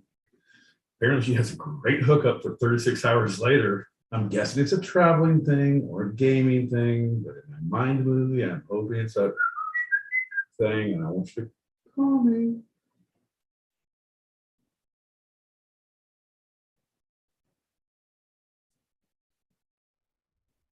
Wild and Wonderful Whites of West Virginia. It's a documentary by Johnny Knoxville. I've seen it 867 times. 69. Hold on. Oh, Knoxville. Yep, the Wild and Wonderful Whites of West Virginia. Oh man, I have seen it as well. That's what I was looking for. Yeah. But whoa, I like how she amended herself and said, "Oh yeah, it's a documentary about something. Ooh, 69. Knoxville. I was like, yeah, shout out to Knoxville. Oh, but also 69. Girl, how you doing? I'm sorry. It's been a tough night. I don't know if you've heard, we've been talking about bills, and I don't like it.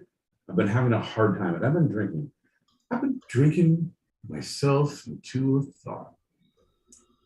Thought that I would share. Fuck yeah, I walked in at the right time. Girl, you do. Is that my girl Angela Paris? I love how I know when she calls in because I hear my crickets like that. If you have lightning bugs, I don't know where you're at, girl. I know you told me I'm not good at listening. I am good at listening. Shh. Yeah, John. I'm not. I'm so bad. But lightning bugs, crickets and lightning bugs. Those are my favorite thing. If you have cicadas in the afternoon, fuck that shit. That's a murder waiting to happen. That's too hot and murder.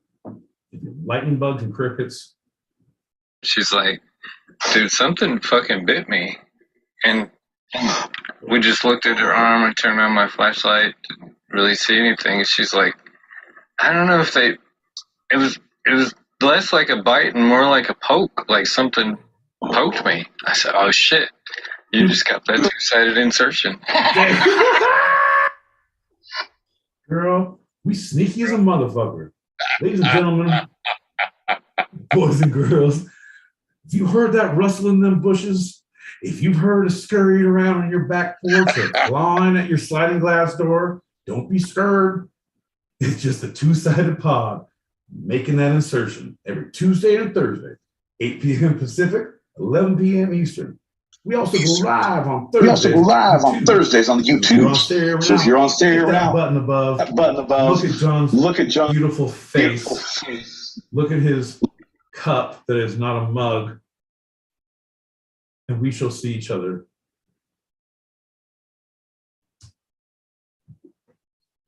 I'm good. Look at the three Boy Scouts. Oh my god. Yep. Bro, you died. Pretty fucking hilarious. Yeah. And it's got rewatch value, which is rare with new movies. I highly recommend, if you haven't seen it, because that was Survival Guide. That's the movie. John was talking about. There's a coffee table book.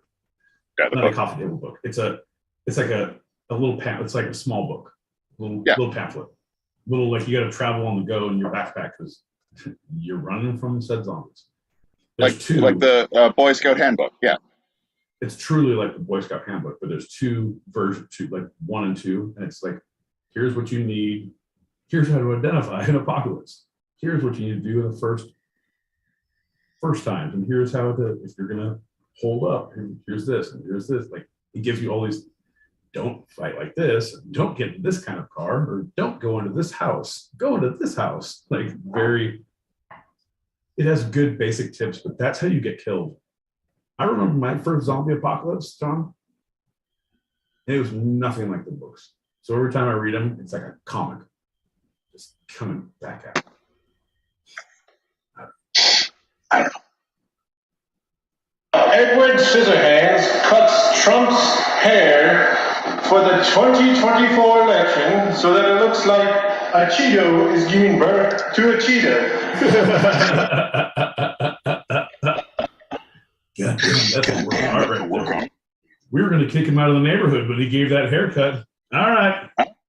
Johnny. I just agreed with the former president, but I only agreed with him halfway. Well, he only agreed with me halfway. Mitch McConnell is not just bad for the Republican Party. He's bad for, like, the country. Yeah. Shit. Well, but I was thinking of making a Truth Social account just to troll them. I'm thinking about it. What's up, John? What's up, my boy Pete? How it do? What's up, everybody? Bex, good to hear from you. So we're playing like, I know we're slow on the uptake. John likes to finish all of his facts and fact-finding missions. He has paragraphs and bars. What we call in the industry bars. But I'm going back to. Oh, she followed both of us. That's fantastic. Yeah, right. The True Social. Hey, you ever thought of making an account there? I didn't know about it until recently. You didn't know about it until recently?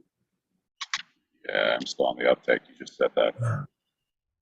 John, there's so much because okay, I have to really understand how you work, because if there's a hot button issue, and when I mean a hot button issue, that it affects enough of society that that your partner is aware of it, you then become hyper aware of it, or if any theater person that you're in a play with or a show with is hyper aware of it and tells you about it, then you're, oh my God, can you believe? But everything else, you're like, yeah, it took me like 7 months. Do you know that, we invaded Australia? We didn't, John. I can tell you why that is because I like to receive information from people and or newspapers, not necessarily social media posts. You're an idiot. You're my favorite kind of idiot because like the people who write the newspapers aren't the same ones who write the online of the newspapers that I could read in my hands. Different, and they might have changed the verbiage because I'm 99.9% sure there's nobody fucking crazy enough in New York to sit with the fucking text copy and a computer screen comparing words to make sure they didn't fucking change anything, right? There's no one who's done that in New York. There's no one who is crazy neurotic enough or who has been up fucking 3 days, 36 hours. Shout out, what up, MFA? I'm just saying, I wasn't saying you, but I'm saying back in the day, we had some good times and we stayed up for 2 or 3 days and like, hey, I'm looking for a lot of things in a lot of places and they weren't there. That's all I'm saying. It's like, if I make the newspaper over here doesn't match the newspaper over here, fuck you, New York Times. I knew I got you when I fucking had you. Then you realize, like, oh shit, they've been writing out my whole computer screen.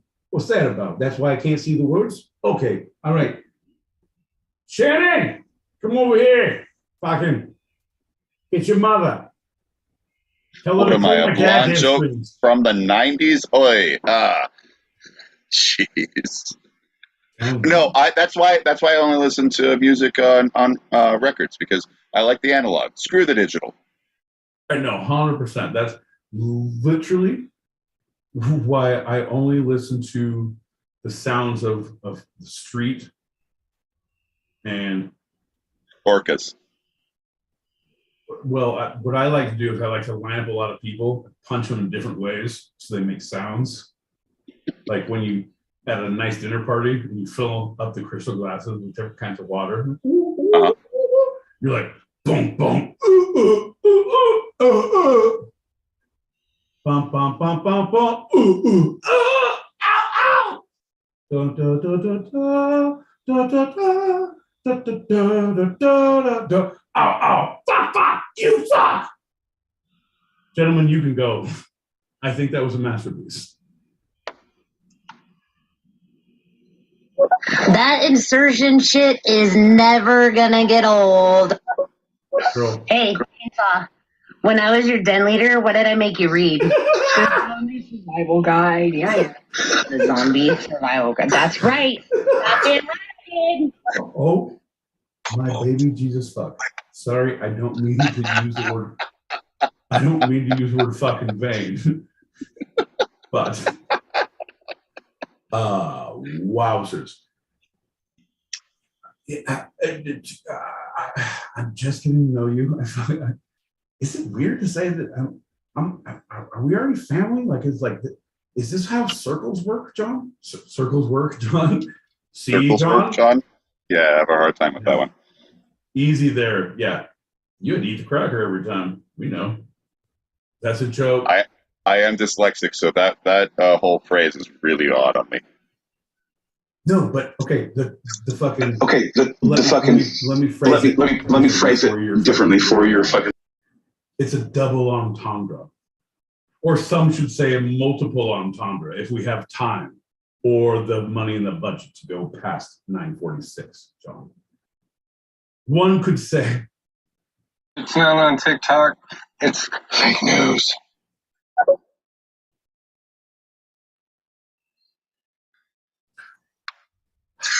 My Fox, I'm not going to jump over you. I'm not trying to jump over you. I'm just, I'm going to have John play that again, but he was uncomfortable with where it was going, but I was like, no. I was so intrigued and I want to know. And John's like, okay, he's yelling. I feel like I'm in trouble. Play a button. He's going to do it again. John, don't. John, don't. It's not funny. Don't do it. I will lose my train of thought. And so fucking, I want to know. Fucking Seabird. There's two options here. And I'm so goddamn intrigued by both of them. Like either one, I'm in. Sign me up. I think we just became fucking good friends. One, you have a child named Chainsaw or a nickname child with a nickname named Chainsaw. Yes, and please, right? Or you have a child who's fucking cool enough who you just put on mute, like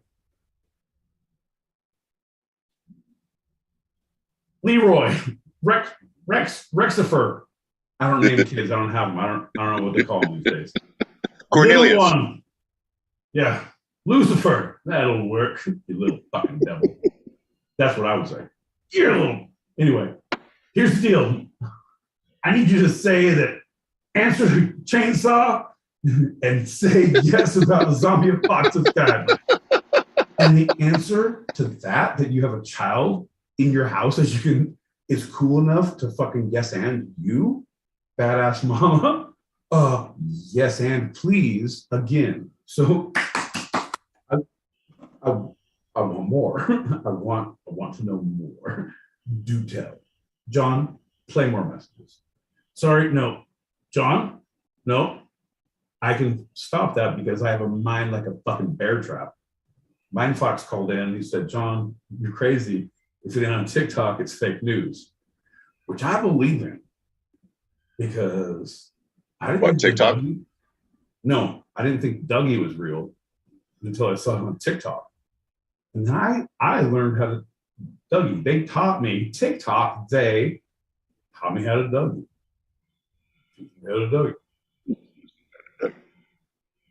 Too far. Sorry. That's so fucking weird that okay, I'm high.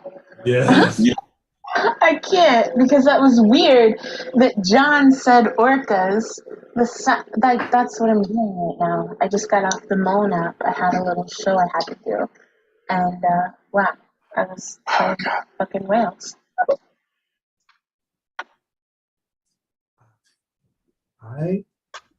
I love you. I simply adore you. Man, you have the courage, you have the fucking I respect that so much to do what your calling was, to do what you need to do, what you're great at. That's amazing. Because honestly, okay, so here's the deal. And I'm just saying, and I'm only saying, right? And I was like, John, are we between? Like, this is, don't respond. We can't, because, God damn it, it's going to be a long ass show. I'm going to have to call in sick to work tomorrow. I think that's what's going to happen. Go, and then we'll move on. All right, fair enough. The amazing talent that it takes, and it's not just the idea of it, right? Because just like John and I we had our same first college 101 acting class of the same professor. Yep. And had after like a month, 2 months, for me, it was a few months in, the whole class, he said on a Friday, he's like, all right, your homework for tonight or for this weekend, because usually it was like a monologue or something, we're learning this, or watch a movie and do a write back, or we wanted to talk about it. Yep. He was like, all right, homework this weekend, go stand naked in front of a full-length mirror for an hour or 45 minutes. And I was like, what? And everyone's like, because even the people who were crazy were like, the fuck is this? No one's done nudity on stage. You're on college. You're kind of getting to know each other. Anything about nudity, like, I'm gonna fucking go to a party with that chick tonight, and we're gonna talk. I'm not ready for that. It was literally the most eye-opening experience I ever had as an actor, as a person. That you could see yourself, like, because you go through the stages. You go through first. You are standing there, and you're, oh, okay. You're not super comfortable, like, oh, okay. And then you start like, all right, now you're making jokes. Nobody else here, just us. We're now show up on black socks, black socks. All right, that lasts for about 10 minutes, 7 minutes. And it's like, you're out of jokes, you're out of everything. You're out of any kind of feeling of anything. You run through the gambit of defense mechanisms for yourself, to yourself. Right. Yeah. And there's no one else there. It's super safe. And then all of a sudden it's like, okay, that's what I'm dealing with. Yep. You're welcome, world. Let me go ahead and frame this first and say this is the first time it's been seen on film and not going to be the last. And that's what we call it. Anyway, but the whole thing that Mona, that she does, like it, I can almost call myself, anyway. That Mona Lisa does is, I have such a hard time with that, especially with when you're doing, if you have people who are watching your art, you have an audience, you have a thing. People show up and like, oh, shit, is my goddamn giant beard okay? Shit, can people see that I don't even know my name? You start worrying about the things when you're on your head, like, I don't know. And the whole thing of doing live art is loosey-goosey, right? But to be able to do it in a way that you're confident and in control and not, you don't have to have a fucking John Peacock there. One, I will rent him out to you. And if you goddamn form any kind of relationship between the two of you and start edging me out, I'm writing this very strongly worded letter to the stereo streets. Me and fucking Angela Cares and Comfort are going to go on the road. Fuck you guys if you take off without us. Yeah, but just to speak to that, as actors, we can hide behind our characters, and it's almost a safety net. But stand-up comedy, something that you do very well and have thought about going into in a professional manner. I have not yet, but I still encourage it. But that's so different because it's you. It's your words, your timing, your everything. And all of that is so naked. It is literally standing in front of people naked because you are giving them you. 100%. 100%. And it's like, and you know what? You hit the nail on the head, John. That's the whole thing. If you have, because that's what it is. If you are willing to show yourself raw, like I want to be a fucking jockey at the Kentucky Derby. Like, you weigh 275 pounds. Like I want to get a big horse and make it run fast. I was like, I dieted. I got him all the way down at 262. They said, I brought me 2 Shetlands. Can I ride them like skates? Rudy. That's a joke. I'm not 272. You can't tell it from the beard. 72. You can't tell it from the beard. You actually. Do you guys think this is an act? This is real life. Oh, girl. I fucking adore you more than anything now in the world. I don't know where you live. I don't know where you reside. But I promise you, when I go through, what do you promise her? When I go through driving through the country to New York City, I am going to come see you. That is one of my promises because I want to see what this is. chainsaw, as I'm going to yell to get out of the car. Like, I don't know what your neighbors think. Your neighbors think. Get out of here, you your old mouth pizza bug. It's what she calls a real life bit. So, like, we just enhance a little bit. That's all. Bro. See, okay, John, did we just meet? Is this the fucking upside down world where we met our counterparts? Bizarro doppelgangers? Yeah, it's like literally, yeah, we don't lie about anything. We just enhance everything. That's right. And that's going to bring us to our next lightning round. Oh, thank God, it's 10 o'clock. We're going to be up so late. He's going to be mad when he goes to bed, and I hope he doesn't hit me. Don't say that out loud. You know I have anger issues.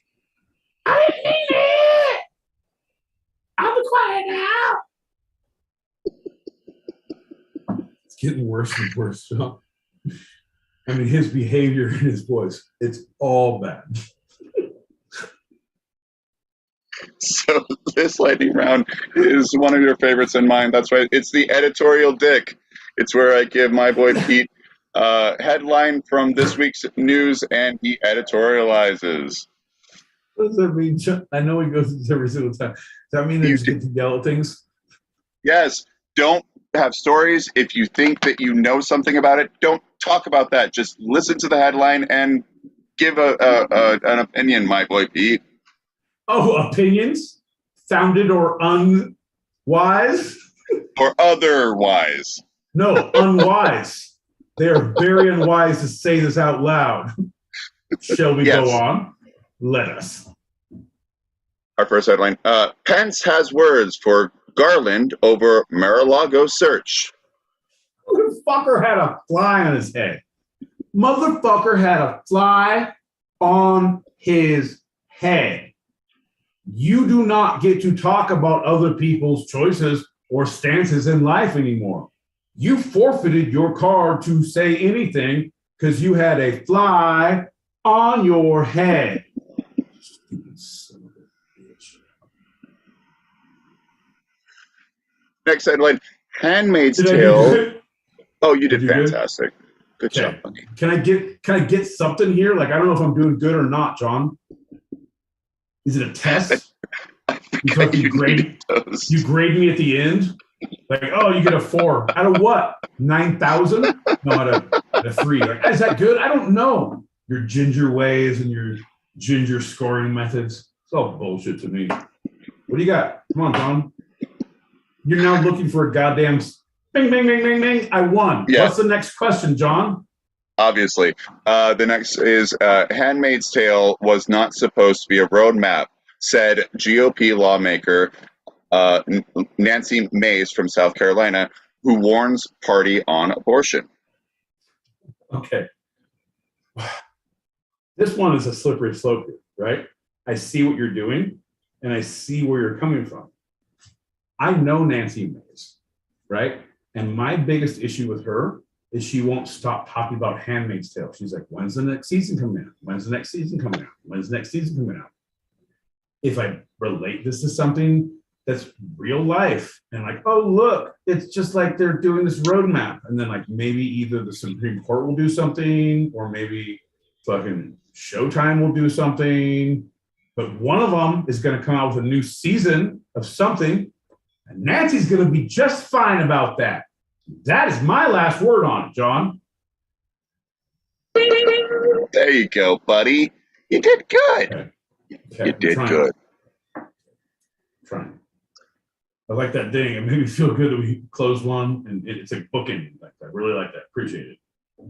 Dovetailing in the industry. Next headline. Video captures Las Vegas vape shop owner stopping daytime robbery by stabbing would-be thief. Vape shop? Vape. Like, the vapes. What the kids do these days. Right. No, 100%. No, back in the day, when kids were kids, they used to be bait shops. and you'd go get nickel suckers, all the live worms you could eat. Those were the bait shops we knew. Old Grandpappy would take us. I digress. Now with these newfangled vape shops with the V's, nobody used V's back in our time. That was a letter that was very hard to rhyme when you did the Banana Fana Fofana song. Very difficult. Of course he should be armed. What kind of an idiot robs a vape shop? Of course he's armed. He sells vapes. What kind of douchebag is not armed who sells vapes? Bro.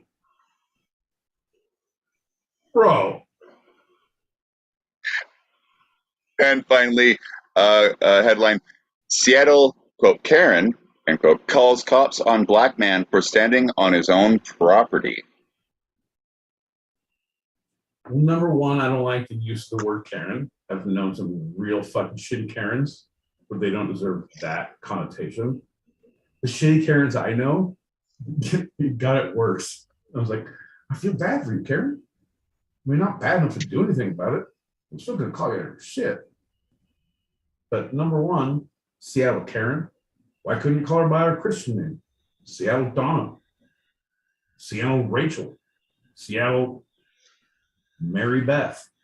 Any one of them could be fine. Who knows? Why you got to say Karen? Number one, first issue. Number two, nope, not going to go there. Number two, yeah, maybe, hey, Deborah, stay inside your own goddamn house. You okay, Kathy? Shit. I was gonna go the other direction and make one on each side. I'm like, nope, I can't. I won't. It's not good enough. I still think it's funny, but it's like, I realize it's not funny. Let's just get you out of that one. Hey, good job, Thanks, buddy. Hey, good job. Thanks. Yeah, you're the worst. Oh, you're the worst in town. Two-sided pot gonna get you down. You're the worst in town. Tuesdays and Thursdays, 8 p.m. Pacific and 11 p.m. Eastern. Sweep the leg, Johnny. What's that, Sensei Pete? Sweep the leg. Do you have a problem with that? No, Sensei, my boy Pete. The best around. Two-sided pot's gonna get you down every Tuesday and Thursday, 8 p.m. Whoa, wait, my boy Pete. Oh, I'm sorry. This is a very special double lightning round. Oh, shit.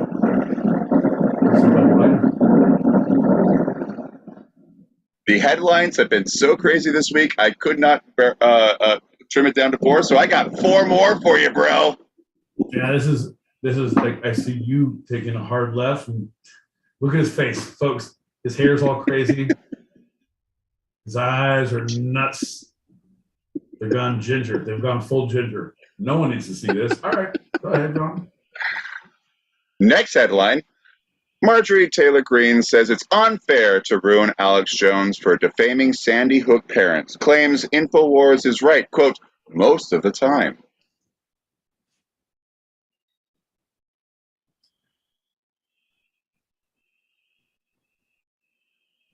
Is this thing on? This is why we need retroactive abortion for non-humans like that fucking piece of shit. Is this thing on? I'm ready. Oh. And I think I'm done with my question and answer. Fuck that shit. Seriously?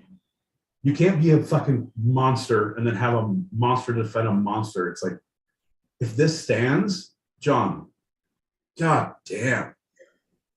I don't believe in revolution, but I believe in cancer among the specific people I pray for at night.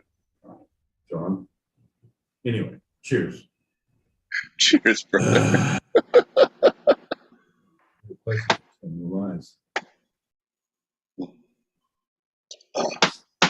My boy Pete said that I would be taking him through the ringer. Here we go. Next headline. The disgraced founder of Papa John's says the company is making worse pizzas without, quote, his conservative values and, quote, truth of God. Oh, dude. 100%. Because I don't know if you got Papa John's before. It was really bad. The saving grace is if you ate it in the first like 20 minutes, you had that weird garlic butter that turned into this congealed fucking hate of life that like, what have I done with myself? And my choices are bad. Like 2 fucking weird fucking banana peppers. Like, who threw these fuckers in? Are you an idiot? Papa, can you hear me? Horrible. But then he left, right?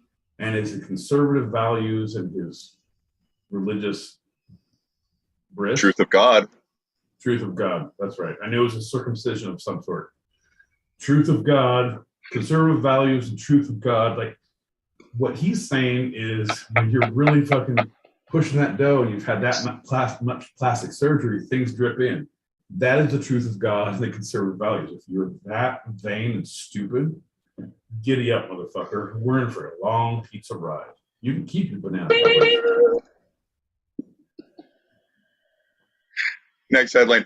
Man versus Food star Adam Rickman says he nearly died after getting an infection in his mustache.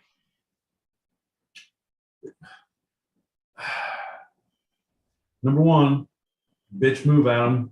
You don't talk about nearly died to anyone.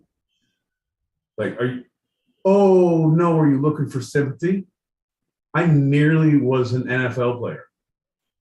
I nearly won the Nobel Peace Prize. I nearly was John's father, stepfather. Both. I came back around for a second try. God damn, John, that's a good one. I need to write that one down. That's horrible. But nearly doesn't count for shit. You know what? You got a mustache infection. Yeah, we've all been there. You didn't clean your fucking face. You did a little too much. You're part of New Orleans and New York and like, yeah, bro. Yeah, it's called fucking draining the pipes and cleaning the steps. Come on, bro. This is your first fucking man meets food. It can't be because I've been doing this since you started it, and I'm way better. So pretty much, bitch move, Adam. Bitch move. That's actually amazing and what I would never have thought you went for, because I was thinking you'd go because you eat so much food and the mustache gets the food. Nope, didn't even go there at all. Now, John, that is the thing. I hope you realize this. You may say I'm a loose cannon, right? But I'm a loose cannon who shoots only truth cannonballs. They're not bullets. They're not little darts. They will take out a whole village if you stand in front of them. But they're truthful and they're unfortunate. And they will crush your wood planks. You will need to batten down the hatches after we are done with this conversation. That is true. Widen the gutters, gargantuan is coming. Right. So final gargantuan is coming. Widen the gutters. Widen the gutters. The final headline of our lightning round ×2. Woman and husband chase off naked intruder trying to sexually assault her. NY cops say. Horseshit. Threesome gone wrong. Who hasn't been there? Bro, once someone tries to introduce, like, what do you mean you don't like pythons? We're like, what? I'm like, what? Of course we're bringing salami into the... Yeah. The whole thing was one of us was going to be a sushi board and the other was going to eat it. And you were going to be handcuffed in the sushi board. Come on, that's why you're naked. Why are we in kimonos? Am I the one who's crazy here? And all of a sudden he runs down. He's like, oh no, come back. Come back. Nope, no, I didn't mean that. I was like, oh, because they're holding their hand. Nope, there's no reason. Shit. No, John, the whole thing, there's so many reasons. John, if I had a nickel for every single time I ran naked from a house with a couple chasing me to come back, to get out, to maybe give them an estimate on their property, what I could do with the landscaping or whatever, I would have at least $7.25 at least. That's a lot of nickels. That's a very specific amount of nickels, John. I keep track of this in my hope chest.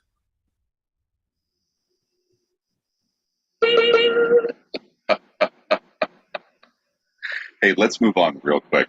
We got a couple of messages, and then we're going to go to our last segment. We got to go quick, bro.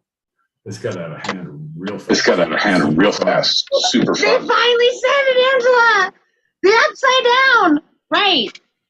I'm a Pete. You're a John. Suck it, bitch. Kind of the same thing. Like all love all the time, but shit taken 0.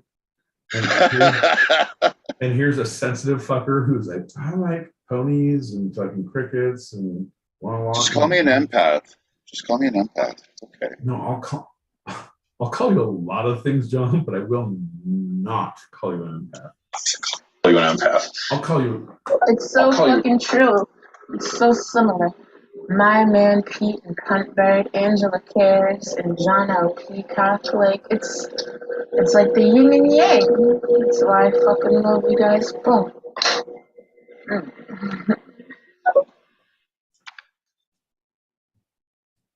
Background music, bro.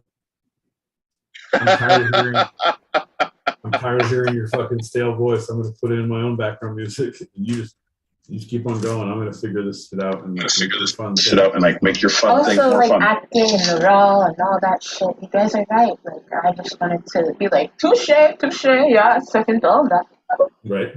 Oh nein, ist mein Scheiße. Oh ja, das ist mein Scheiße. Ja, das gut, John. Oh.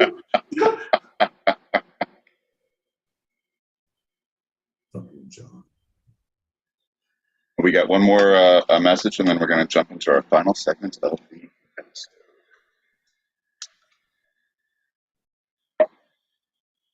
Speaking of love, who's on board for helping write dialogue for said upcoming episode? I feel like we may need to incorporate some help on dialogue-ish because, well, I don't know, because I might need your damn help, I guess.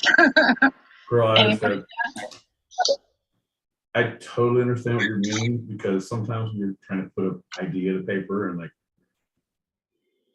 all right, just like when John did the show, like, John, you just fucking yada yada yada and then lead me to this so I can say this and this. He's like, what do you mean yada yada yada? All I have is this ginger hair and this asylum with the library. I have nothing else to give. If you give me a script, I'll juxtapose it because I'm a juxtaposition motherfucker. Yeah. Like Mark Twain said, the difference between one word is the difference between catching lightning in a bottle and catching a lightning bug in a bottle. Oh, I was going to say a lightning bottle. Lightning in a bottle, lightning, a bottle and a lightning. That's one.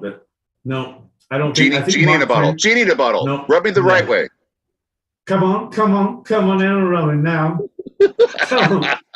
Tell him, Mark Twain. I believe Mark Twain was the first one who did that. It was like, I remember that very vividly. It was the Mark Twain Britney Spears tour.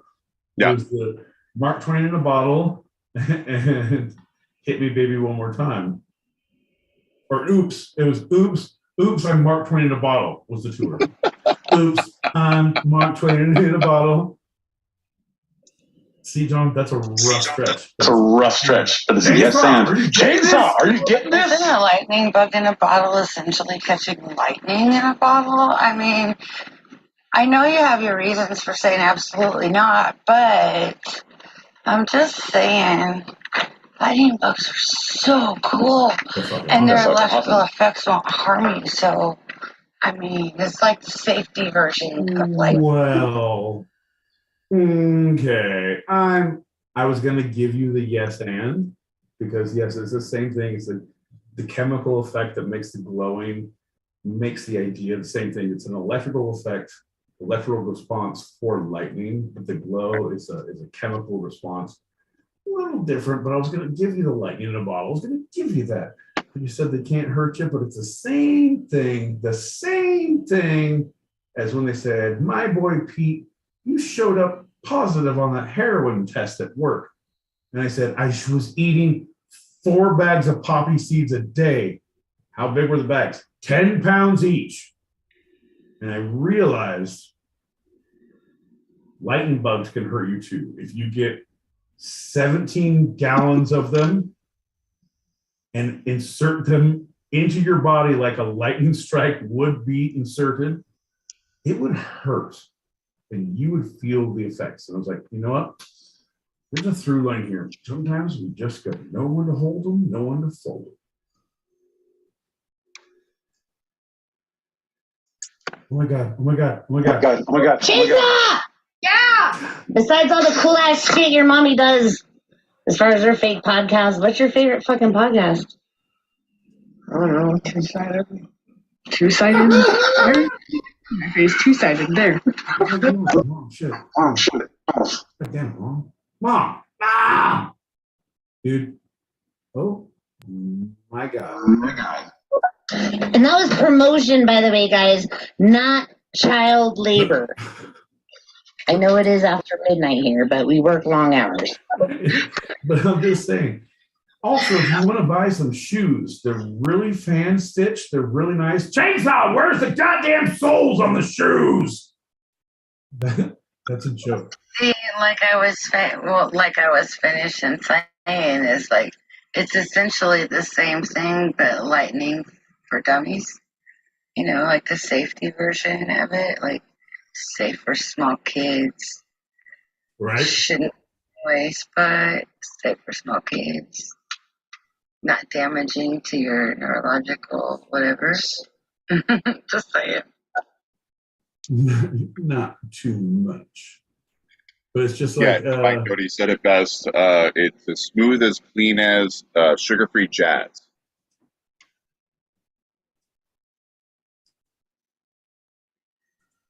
I don't know what that means. The sugar-free jazz, the smooth jazz. Hey, this is something that's not going to offend anyone, and no experiments here. We're not going to do anything weird like the jazz form actually does, but we're just going to have some nice saxophone beats. No, that's I don't know anyone who listens to jazz. I don't know anyone who listens to, like, you know what? I don't listen to that weird jazz. I listen to that sugar-free jazz, and that they're actively my friend. So I'm gonna pretend you heard this on some weird NPR thing, and I'm just gonna move on with this conversation. And because I really feel like your use of sugar-free jazz is a goddamn stumbling block to everything I believe in. That was free advertising, baby. She was like, what's your favorite podcast? Say it now. He's like, oh no, fuck, two-sided. That was fun. Right. It says his favorite name of the podcast, or else it gets the hose again. Are we doing the Signs of the Lambs thing about my podcast again, Mom? Listen to the full fat version of jazz, dude. I mean, jazz is jazz, but it ain't good unless it's got all the fat. I'm just saying. See, you get sidetracked. I sidetrack you as much as the foxes sidetrack me. How dare you? How dare they? How dare any of us? How dare we? Folks, version of jazz myself, because it's allegedly equal to jazz, but it's so fucking pussified. God damn. Dude, I see where you're going on this one, but I prefer the Splenda of jazz. It's in cuter packets, and you look like a douchebag when you order it. So that's where I go. See, John? So, hurry up, pick them up, John. Pick them up, put them down, baby. So we are going to go where sugar-free no jazz man was has gone never. Before. That's right. We're going to look at Sam Cooke's legacy. Jesus Christ! Come on, no, really, John. And this is the fun that you're looking at Sam Cooke's legacy, which is one of the most tragic musician. Okay. Yep. I knew you would do that. I wrote a paragraph for it. I wrote a paragraph for it. Let me just get to it, please. No, because this is fun. Okay. No, it's fun. Oh, super fun. So, quite rightfully acclaimed as the one who, quote, invented soul, Sam Cooke was driven, daring, and captivating. An artist who blended sensuality and spirituality, sophistication and soul, movie star looks, and indisputable musical singer, songwriter talent. He had the voice of an angel. And yes, this is the fun segment. And as Pete keeps saying that my chosen fun segments bum him out, we'll first go through Cooke's biography from birth to death, and then we'll end with the enduring legacy of him and his cultural and social influences that permeate through to today. Oh my God. So we're literally at 10:30 now, John. We can't go through birth through death, because birth and his upbringing and the things you researched about that, I don't know if you're able to gloss over that, but if you say all the things, because he's only known, if we're talking his musical life of what he did, we can sum it up in about 5 minutes. He was right on the cusp. He had just written A Change Is Gonna Come. He just had that. John, he just was getting discovered, and he had a woman in a hotel. If you want to jump there, and that's a thing that John, I want you to do something, because we can't go through your whole show that you just said from birth to death to his thing to his this.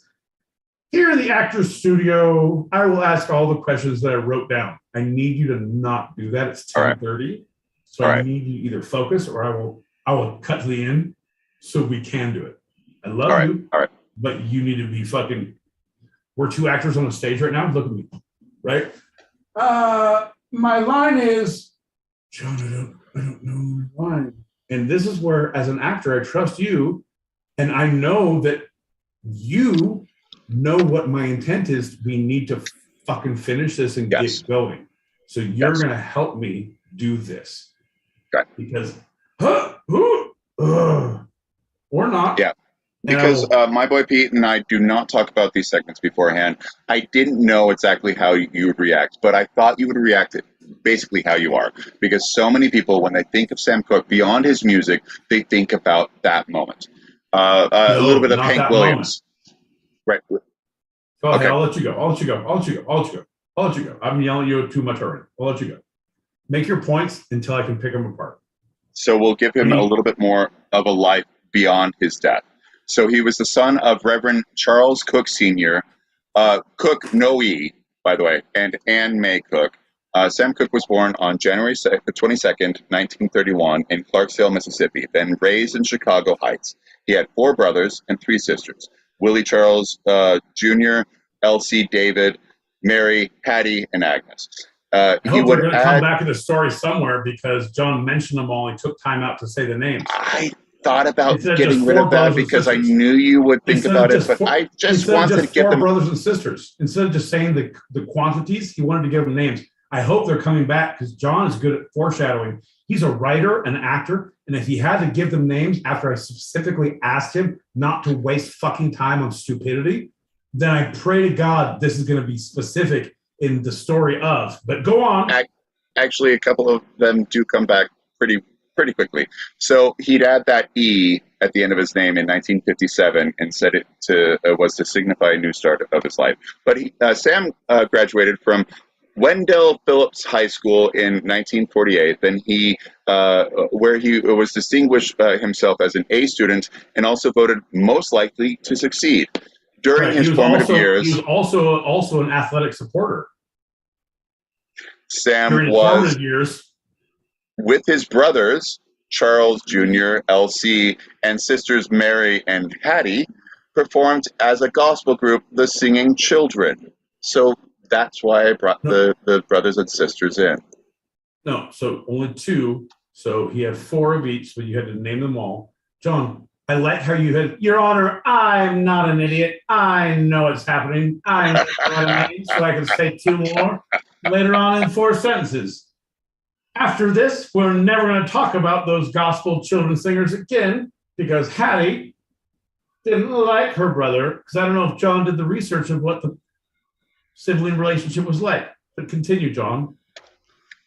His early career was defined by his embrace of gospel music, and he joined the Soul Stirrers at the age of 15 as their lead singer until 1957. This was a huge boost and basically his way into the career.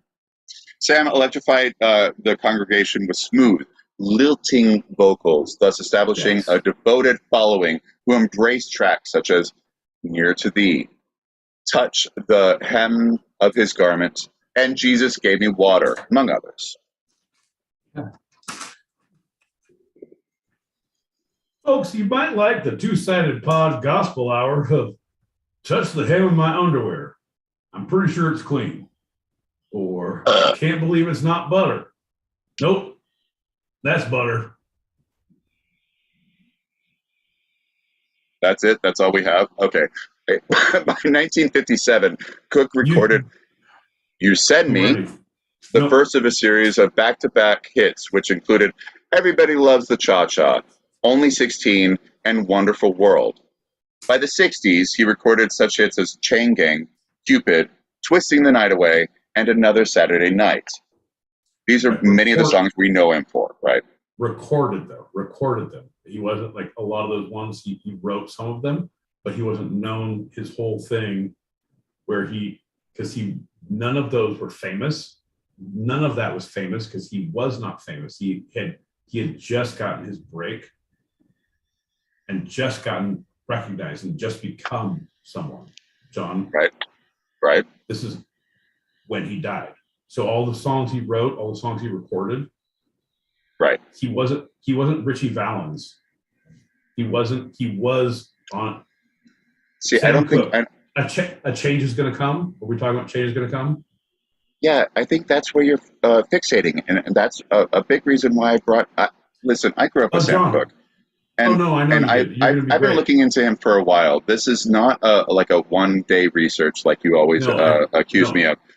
He recorded those. He wrote those songs, and in that time from 57 to 64, he was there was a backlash from his own community because he was taking a lot of gospel music and changing it into the songs that we know today. All of those songs he wrote and recorded and produced and was famous for. He was quite famous at that point. No. Yes, man. All right, John. He had only because of when he. Dude, let me tell you a little bit more about him. Let me tell you a little bit more because we're going to get to that. Maybe my understanding, John, is that when he was accepted, when he became that his awareness, because sometimes I feel feelings instead of you looking at numbers and facts and letters and putting them down, that he was truly famous, that he became when a change is going to come. It just came out. It just hit the top. It just came through. And then when he recorded his ultimate, where he had his ultimate success, where he was realized as a human being, all of this happened to him. So yeah, if you want to talk about all these other things, John, now I feel like you're going to go longer, deeper, but I don't want you to. It's 10:30 and you need to fucking hurry and tell me all about the good stuff you know. You're the worst person I know, especially when you've been drinking. I'm the most loving, good looking. Yes, you are. Funny. Pretty tall. Pretty tall. Also not sleepy person ever. You got I'm this, not. brother. Bro, I know I got it, and it's too much because, like, God damn it, 6 o'clock comes very early, and it doesn't come very early. It comes very early with this, but I'm not going to stop drinking because that would belittle what we stand for. John, I stand for the two-sided pod. The two-sided pod at gmail.com. That's TWO-sided-pod at gmail.com. That's on Tuesdays. That's on Thursdays. That's on Spotify. That's on Apple Pod. That's on stereo. Live every Tuesday and Thursday. We also go on YouTube live on Thursdays. We have the videos. That is what I stand for. I said, if you don't sit for nothing, you can't stand for anything. Wait, if you have no legs, diabetes, you're not going to be. Wait, does anyone have any Skittles? I don't know what I say, but I say it proudly and loudly, and I won't stop until it's Tuesday or Thursday. John, I'm ready to hear more about your learned understanding of Sam Cooke. Right, and I appreciate that you bring this forward so directly because I have found that this is such a prevailing thought of Sam Cooke's life looking back. But I'm going to show you, he was quite famous. He was very famous all throughout. So in 59... So basically what happened is John did his own research. So a lot of times we did the science, but John did his own research. So John, tell us why masks don't work. Thanks, buddy. I'm going to do one short paragraph of his life. Wait, no, don't tell me what you're going to do. Don't tell me what you're going to do. Just fucking do it. In 59, Sam married Barbara Campbell, his childhood sweetheart, at her grandmother's house in Chicago. And then they had two daughters, Linda and Tracy, and a son, Vincent, who in 63 died at the age of 18 months. In addition to being a talented singer and songwriter, Cooke was also business smart. He became partners in 59 with J.W. Alexander in CAG's Music, which is now ABCO. And then later that year, with J.W., Sam formed SAR, S-A-R Records, which is also now ABCO. SARS, COVID. Go ahead, John.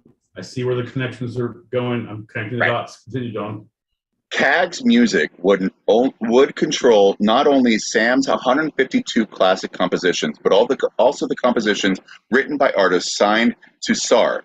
This is a huge deal because in 1960, Sam signed with RCA Records, a deal negotiated by the Williams Morris Agency where he continued to write and record such numbers as A Chain Gang, Twisting the Night Away, Bring It On Home to Me, Having a Party, Cupid, etc. But this connection to RCA with his company SAG and CAGs in 1963, JW. God damn, you're using so many acronyms, John. We thought the VP was such a VIP. Shouldn't we keep the PC on the QT because it links to the VC? He could end up MIA and we'd all end on the KP. So the CAGs and the SCAGs, the William. Right. I'll break it down. No, John. Think about what you're saying because I heard that when he was shopping at the Williams Sonora Company, he couldn't get the hot holders he needed. And then you didn't say Williams Sonora anymore. I was like, how is he going to get his gift cards fulfilled? Like, how is he going to do his registry? I don't understand that. And you're like, SCAGs. Like, is it like scabs? Is that like, if you pick them, they'll bleed? Or if they cross a picket line? What are we using this? Nope. And the CADs, is that like a yellow one that I hail, but it's not that I write in? It's a, John, come on, man. Like, how do you communicate with people who are drunk? Okay. I need you to think about talking to me instead of a show. I am hammered and I will not stand for this. John will not stand for this. He Folks, and a partner. Let me just say, you're welcome, folks. I'm kind of an advocate for the whole crew here. I'd like to shout out to Spawn Band, Vent Bird, Angela Care, Mona Lisa, Fox Lady, Midnight Angel, Beardo. Fucking A, you're back. No, he's gone. You know what? Never should have given you a place here anyway. I'm just saying, I translate. I slow it down. Come on, John. What do you got? Okay, so Sam was rising the ranks so quickly, he was able to create these production companies, SAR Records and CAGS Music. They eventually combined together, and they went under the umbrella of RCA Records. RCA is a huge production company. RCA has screwed so many musicians out of so much of their revenue because of their deals. But Sam Cooke, as opposed to anyone before him who was a black musician, was able to negotiate a deal where he would retain his rights to his music and his ownership of his music after 30 years. It was the first time that was ever done in 1963. And that was a huge deal. Yeah. That's crazy because literally we're two white idiots, and I've tried to sell our rights away for any recording we've done. I've been actively trying to sell them to anyone. I was like, I will sell out. I will take John's nest egg. I will do everything to make sure this man never wears khakis again, pleated or otherwise. Chainsaw, tell him. Oh my God. Is it weird that I feel like I want to hang out with you? I'm gonna. Everyone in the staff, John, can you fucking find me someone in the staff at least is their nickname is Chainsaw, or that I can call them Chainsaw, and we don't have to pay them extra money for me not using their name. That has been a writer in a lot of their contracts. I don't like that. I'll call you what I goddamn want, and you will fucking pay the price. And I have a knot right here, up in the fucking L4. Get in there. So in 57, he recorded and released his first hits, which got him on the board. In 59, he started his own company. In 60, he was signed to RCA. And these were all major hits. So he's on the airwaves. He is known. He's a huge commodity. He's able to sign that huge deal, which also guaranteed him a $500,000 advance over the 3 years. So big money coming in, big attention. He was all the things mega like star. Becoming a thing. Tell me more. Tell me more. Did he have a big car? Tell me more. Tell me more. Did he look like a star? John. Hurry up. He was also a pioneer behind the scenes. He was also a pioneer behind the scenes and founded that company to create a label for Bobby Womack, Billy Preston, and others. So he started other huge. Oh yeah, Billy Preston, Bobby Womack, Chichi Rivera's, Tawny Two Shows, Libby Minora, all the folks at the Come Around Gang. It was a real big time for all those names that you guys know, right, John? Tell them again. Hurry up. February 25th of 1964, before producing his good friend. Look at the fucking read the thing. I'm starting to echo. That's why. Can you just mute really quick? Before producing it, this is just going to continue. Go out and come back. We'll edit this out. 3, 2, 1. It's not me. Fucking finish your shit. You're almost done. Hurry the fuck up. All right. Before producing his good friend, then named Cassius Clay, the recording titled "The Gang's All Here," Cooke and Malcolm X, along with football star Jim Brown, attended Ali's bout with Sonny Liston in Miami, where Ali took the World Heavyweight Boxing Championship. Jesus Christ. Jesus Christ, John. Yeah, okay. We're just talking about things like, you know what? In 1985, the Chicago Bears won the Super Bowl, and Jim McMahon and Refrigerator Perry did the Super Bowl Shuffle. What are you talking about?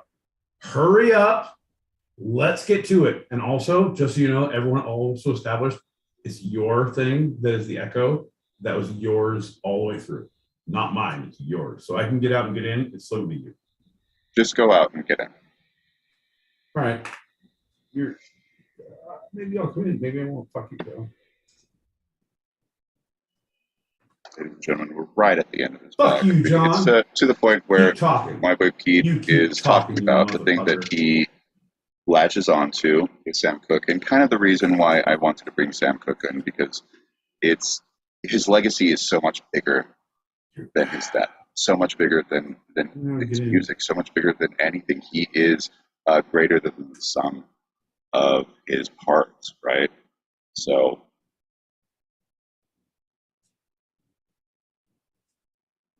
once we bring my back in, we can finish this last little moment and talk about his legacy.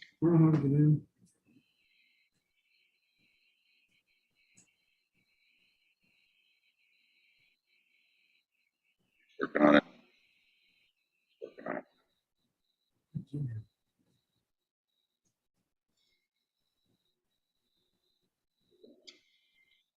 I don't know how to get in. I don't know. What the fuck, dude? You're an idiot. Fuck you. Jesus Christ, I hate you so much.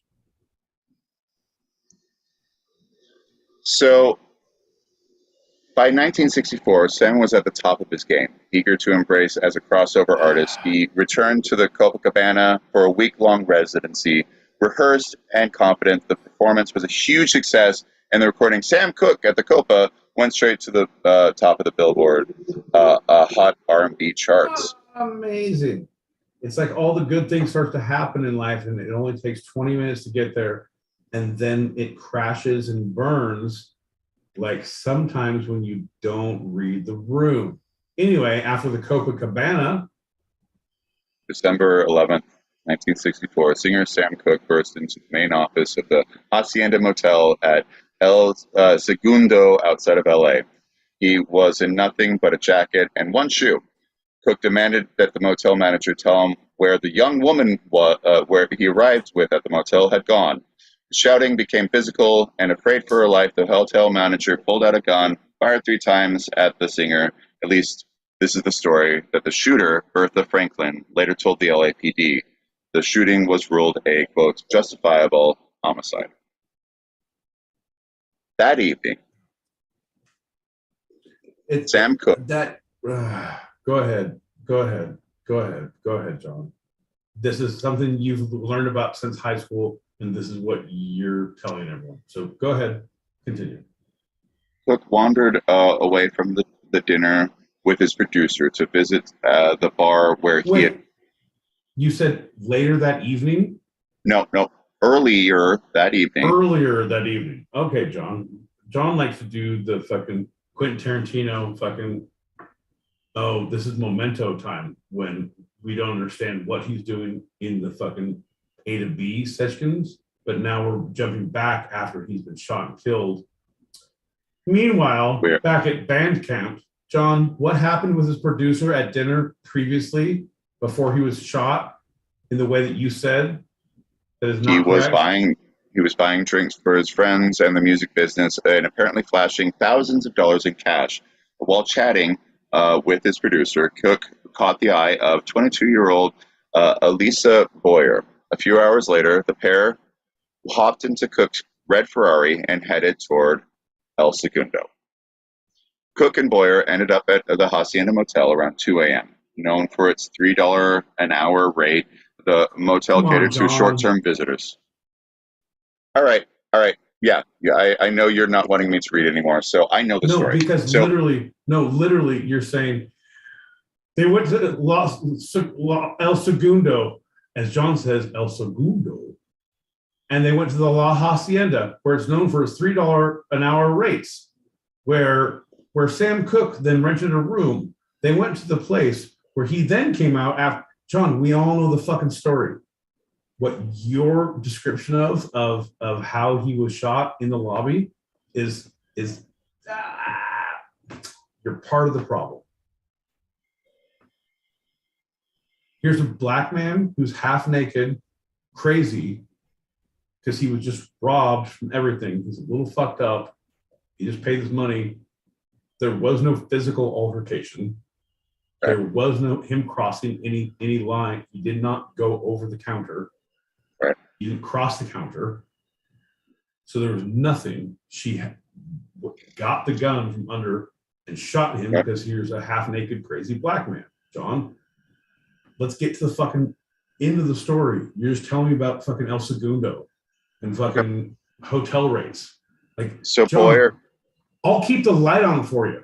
We can Motel 6 this shit all night long, but please listen and move forward. right. So Boyer. Yep, Boyer said that she was kidnapped by him, and she feared for her life, and she took all his clothes and ran away. Those clothes were found a block later, a block outside the hotel. He runs out into the lobby, is shot by the clerk, and says, "Lady, you shot me." These are the last words that he said at 33 years old. Right. This is the tragic part that you're talking about. And then the coroner had Sam Cooke's lawyer there with the women, and he was only allowed to ask one question, and nothing came of it. The cops came, they saw $100 in his possession, and they said, well, that obviously no one was robbed. $100, that's all a black man would have. But he had thousands of dollars, which was gone. Never showed up. No wad of cash. When she took his clothes. So 2 years later, she was charged with second-degree murder and prostitution.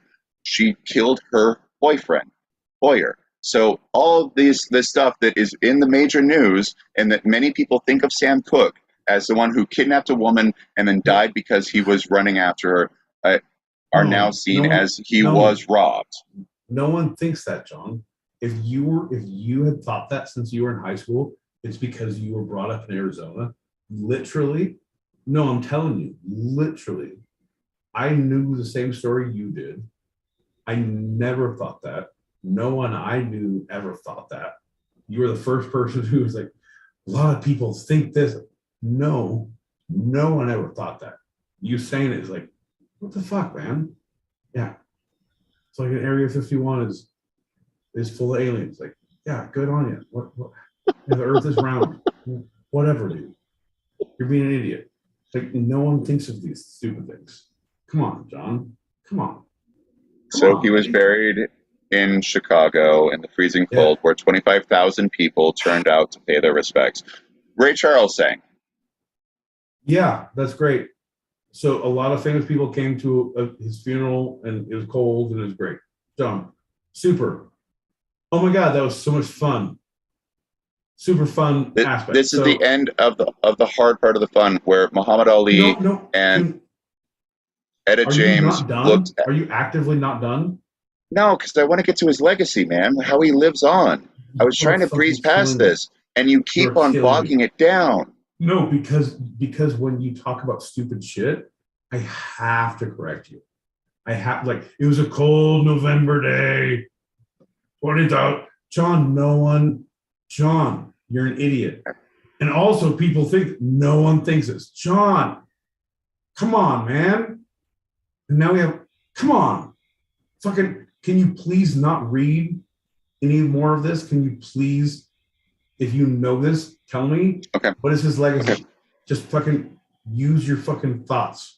Come on. So as you said, his song that he had wrote and recorded before his death, and it was released a year after his death, "A Change Is Gonna Come," reached the charts, and just it was a huge inspiration on so many. It was his first protest song, if you will, right?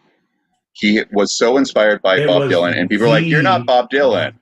It was truly the first protest song of the movement of that time. Bob Which Dylan we have Schumer. Right. John, I'm trying to clarify all the bullshit you're saying. So yeah, you're giving broad strokes of yes, kind of, but that's the problem.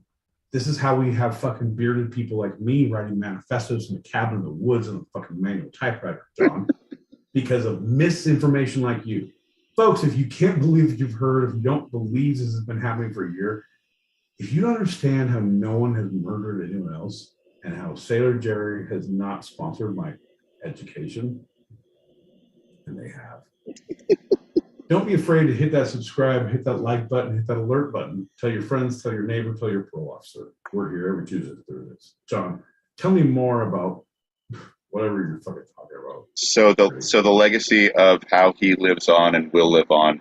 He was the first African American singer to have his own record label, SAR. And in 1987, Sam Cooke was posthumously inducted into the Songwriters Hall of Fame and was dubbed the King of Soul, ultimately known as the inventor of soul. His refusal to perform at segregated audiences led to what many have described as one of the first real efforts in the civil disobedience and helped to usher in the brewing civil rights movement. He was a visionary artist who forged a link between soul and pop and had a diverse repertoire and a platform unlike any other. He was able to bridge gaps. He was able to have my mom, who is a wonderful person, but listen to you, Barry, so she's not who great. raised me. Not great. And we see who you are.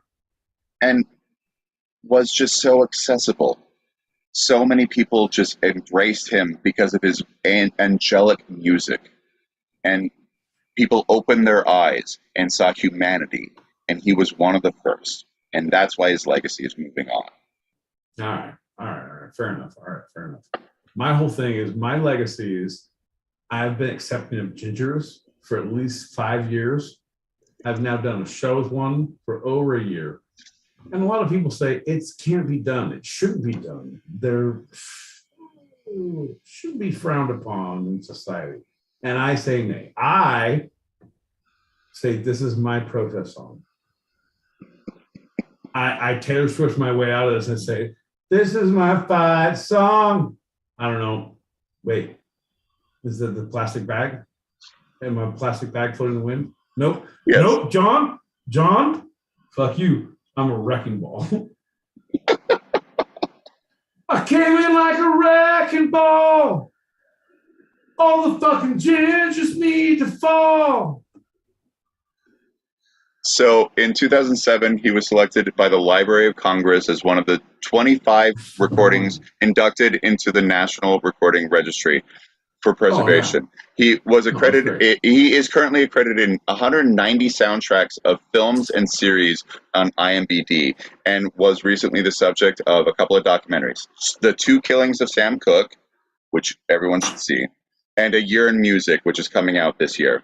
And in 2020, there was a movie called One Night in Miami, an adaptation of a stage play, which was a fictional account of the fateful night between Jim Brown, Malcolm X, Muhammad Ali, and Cooke. So his legacy endures in so many different ways, man. Right, no, 100%, because we all know exactly how much we can trust the judgment of Congress.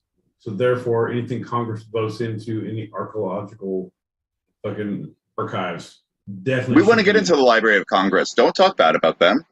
No, but honestly, you fuck with Stereo, I will fuck with Congress, and we'll go see who wins. Okay, John? So far, I'm winning. You have been smacked down every time. You're echoing. You leave. Fuck off, John. It's you. They hate you. You are the reason for the season.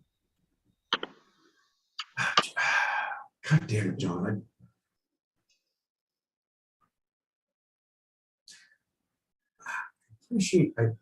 Fuck, man. Okay. Do the happy dance. So on. Okay. John, I appreciate everything you do. I do. But you're a smart person. Sometimes too fucking smart for your own good. This is why the cops have been calling you on many occasions. Just went into a party. It's not because of what you're bringing to the party. It's because you can't read the room. And sometimes the room says, hey, pal. Hey, bud. Change is about to come, and it's in the form of handcuffs if you don't get the fuck out. John was born by a river, and if we have anything to do with it, he will be drowned in one at the end of this show.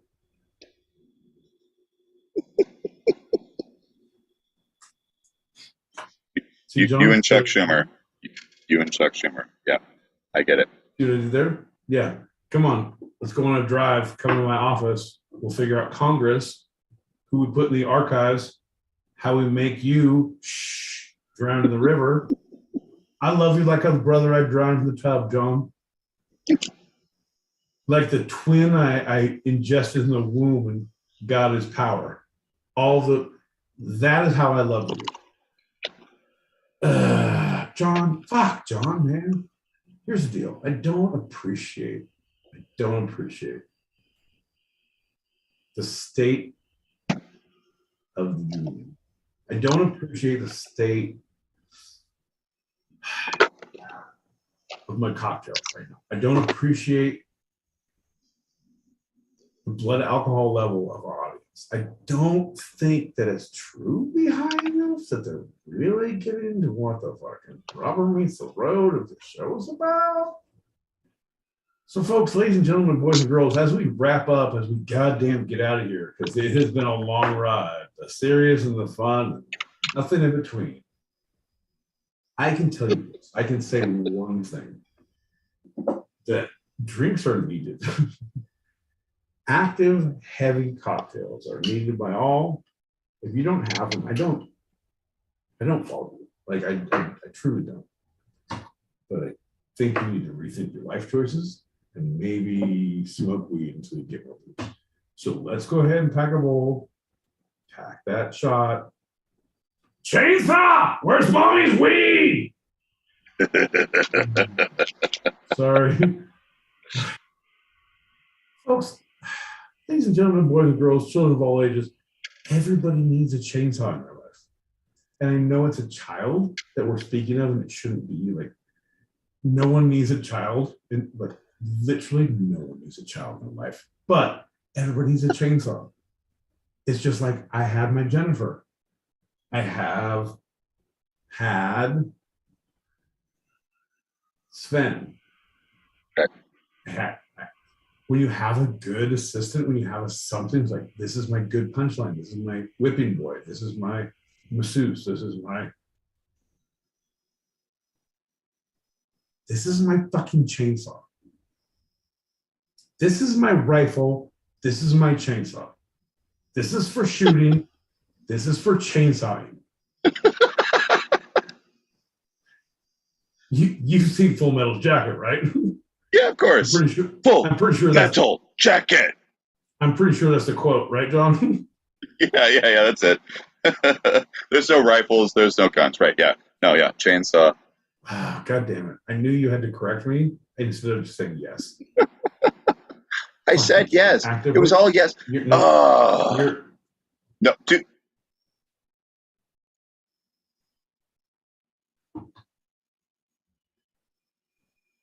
What?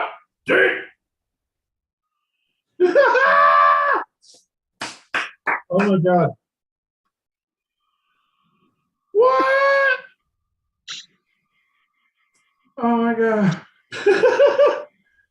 Motherfucker, I adore you playing some Owl City for me. Ain't nobody fucking throwing Owl City out in my house anymore. Like, and there's very few people God damn it, did we just become best friends too? John, I found 3 new best friends in the entire show. And also a sweet, sweet lover. Well, no, I already knew I had a sweet, sweet lover. I just didn't know I liked whale sounds. And I liked whale sounds. We're all learning new things, John. Anyway, we're all learning new things, I don't believe John. Sam Cooke was jazzed, but he was pretty damn good. I mean, if he could do it over again, I hope he would do it again. Exactly the same way. Don't encourage John. Talk about what things were and facts, because John will get back in deep, and we don't want that. We're trying to not have John. I know Sam Cooke used to love cooking French fries and hot dogs under the boardwalk with towels and rock lobsters. He also used to love drinking and gambling in a fool's paradise, right? Yeah. That's exactly, literally, John, what I was saying. Like, I'm so glad someone listened to me. My thing is, like, I feel like I've been looked over my whole life, but now Beardo, I feel like you speak. I'll tell you about a place somewhere up in New York where the people are so gay, twisting my underpants. Yeah! Guys, that shit was good. Twisting my underpants. twisting, twisting my underpants. Hey, hey! And I get my oiled underpants dry cleaned behind John and Pete's house. And then I put them back on, and then I'm twisting my underpants. Yeah, yeah. No, but full on, the whole thing is two things. Yes, I get dressed early in the morning, so it's very dark, and I put socks on inside out. I've twisted my underpants. Hey, hey! But I did not know there was a dry cleaners behind my house, and I will actively climb a fence to find that motherfucker. Believe that. Hey, hey! Chainsaw! Chainsaw! What are the kind of pants you should never fucking wear? Khakis. Khakis. Yeah. God damn it. Chainsaw, you like police? Fuck no, Mom! That's right, Chainsaw. Fuck police. All right, go to bed. School's in the morning. Police are now. God damn it, God damn it. From Sam Cooke's newest album that was remastered by Pete and John themselves. Check out the YouTube channel. Preach. And if you like what Sam Cooke did, you'll love the two-sided. Every Tuesday and Thursday. Hit that subscribe, hit that like. Don't be afraid to tell your parents. Because honestly, we're here for the senior citizens and the children. Yep. No ageism here. Chainsaw! Chainsaw! Tell your friends at school! Twisting. What's going on? Just sending some positive vibes like I always do. Hope y'all are doing well. Just coming in, showing some love, saying what's up. Hope you have a good rest of your show. Peace. Good people, man.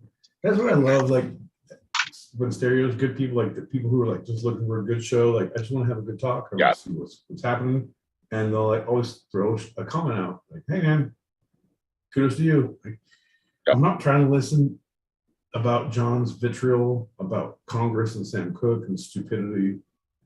I'm going to go to a show that's more about Chainsaw. Like, and not the specific person, but the idea. You know what I mean? Right. Mr. B could be involved. Anything that grinds. Are you or are you not Chainsaw in your life? And that could be like, hey, man, you're harshing my mellow. It could be just, hey man, I'm super Chainsaw, and you're kind of fucking blunt instrument. So I kind of need to extricate myself from this goddamn conversation and see what happens on the other side, baby. So the sources for this episode of Two-Sided FM, the first segment, Business Insider, Bloomberg, Vox, Forbes, NPR, and The Hill. Second segment, official samcooke.com, abco.com, his company, blackpass.org, the Songwriters Hall of Fame, IMDb, biography, and allthat'sinteresting.com. Oh, and youdiscovermusic.com. And my references for this show have been Sailor Jerry, Jersey Mike's. Shout out to Jersey Mike's. Get that big kahuna. You guys, it's delicious. Also, I went back and talked to a lot of John's childhood friends and see how misled he was of his musical history. I was going to say hysterectomy, but his musical instruments have been moved. Hysterical pregnancy. No, you're more of a hysterectomy. You're never going to birth again. I promise you. Those canals are done, you fuck. Folks, if you like hysterectomy jokes, you can't believe hysterical pregnancies. Bro, 2 in a row, the same thing? No, because you led me to it. You know what? You're your biggest supporter. Depends on your pants. Come on now. I apologize for saying 2 in a row, but I would say don't hit that subscribe, don't hit that like, don't hit that alert. Honestly, don't do anything to encourage John to continue this fucking farce that he insists. I want him to quit first. It's more like a game of chicken now. We're not funny. We're not having fun. No one likes it. It's literally a face-off. Anything you can do, I can do better. Don't make a John Travolta joke of me. Nicholas Cage. Nicholas Cage. John Travolta. John Travolta. Nicholas Cage. Nicholas Cage. Nicholas Cage. John Travolta. John Travolta. I'm gonna take his face off. So good. So good, John. It was all about the musical Kiss Me Kate. And I was trying to fit the things in there, but one of the literal lines of face off, face off, face off. I appreciate what you do. I adore you as a person. I can't stand you after about 9:45, 10 o'clock on a Thursday. I'll be honest. You drive me fucking nuts.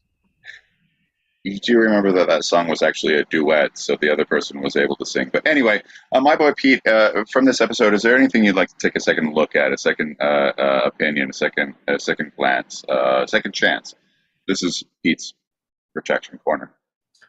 Actively, I don't think you heard me well enough that you did badly after 9:45, and I didn't like anything you had to say, any of your reactions.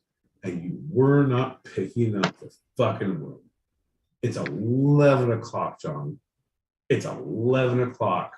My retraction is not hitting you when I see you every goddamn time I see you. That's my retraction. From 1 year ago, from 3 years ago, 5 years ago, 7 years ago, all the way through college. Because fuck you, John. You need to learn a goddamn lesson. Well, thanks for listening, everybody. We have our open chat live on stereo every Tuesday, same start as tonight. So if you want to join us or you want to throw some topics out there, email twosidedpod@gmail.com. That's TWO sidedpod@gmail.com. And for those listening live, join our chat on stereo app in our green room right now. We're going in like 2 minutes, 10 after, for our after show wind down. That's a wrap for tonight. I'm General Peacock out in Brooklyn, New York. I'm Michael Pete, and I've never hated a ginger more in my life in Southern California. And this was our show. You can eavesdrop wherever you get your podcasts and even join us live, both on our YouTube channel, Two Sided Podcast, and on the Stereo app every Thursday, 8 p.m. Pacific, 11 p.m. Eastern, as we talk about the two sides of life, the fun and the serious. Here on Two Sided. Don't do it. Don't sign in. Don't do it. Like, I love you, Pete. Don't do it. Like, no. For sentimental reasons. Now you're going to give me Nat King Cole. You fuck with me in Nat King Cole. You realize no one can hear. Right? You realize no one can hear. You fuck with me in Nat King Cole. You're talking to me sentimental reasons. And you're not giving me Mona Lisa when you give me Nat King Cole, John? Bullshit. Anyway, I'm out.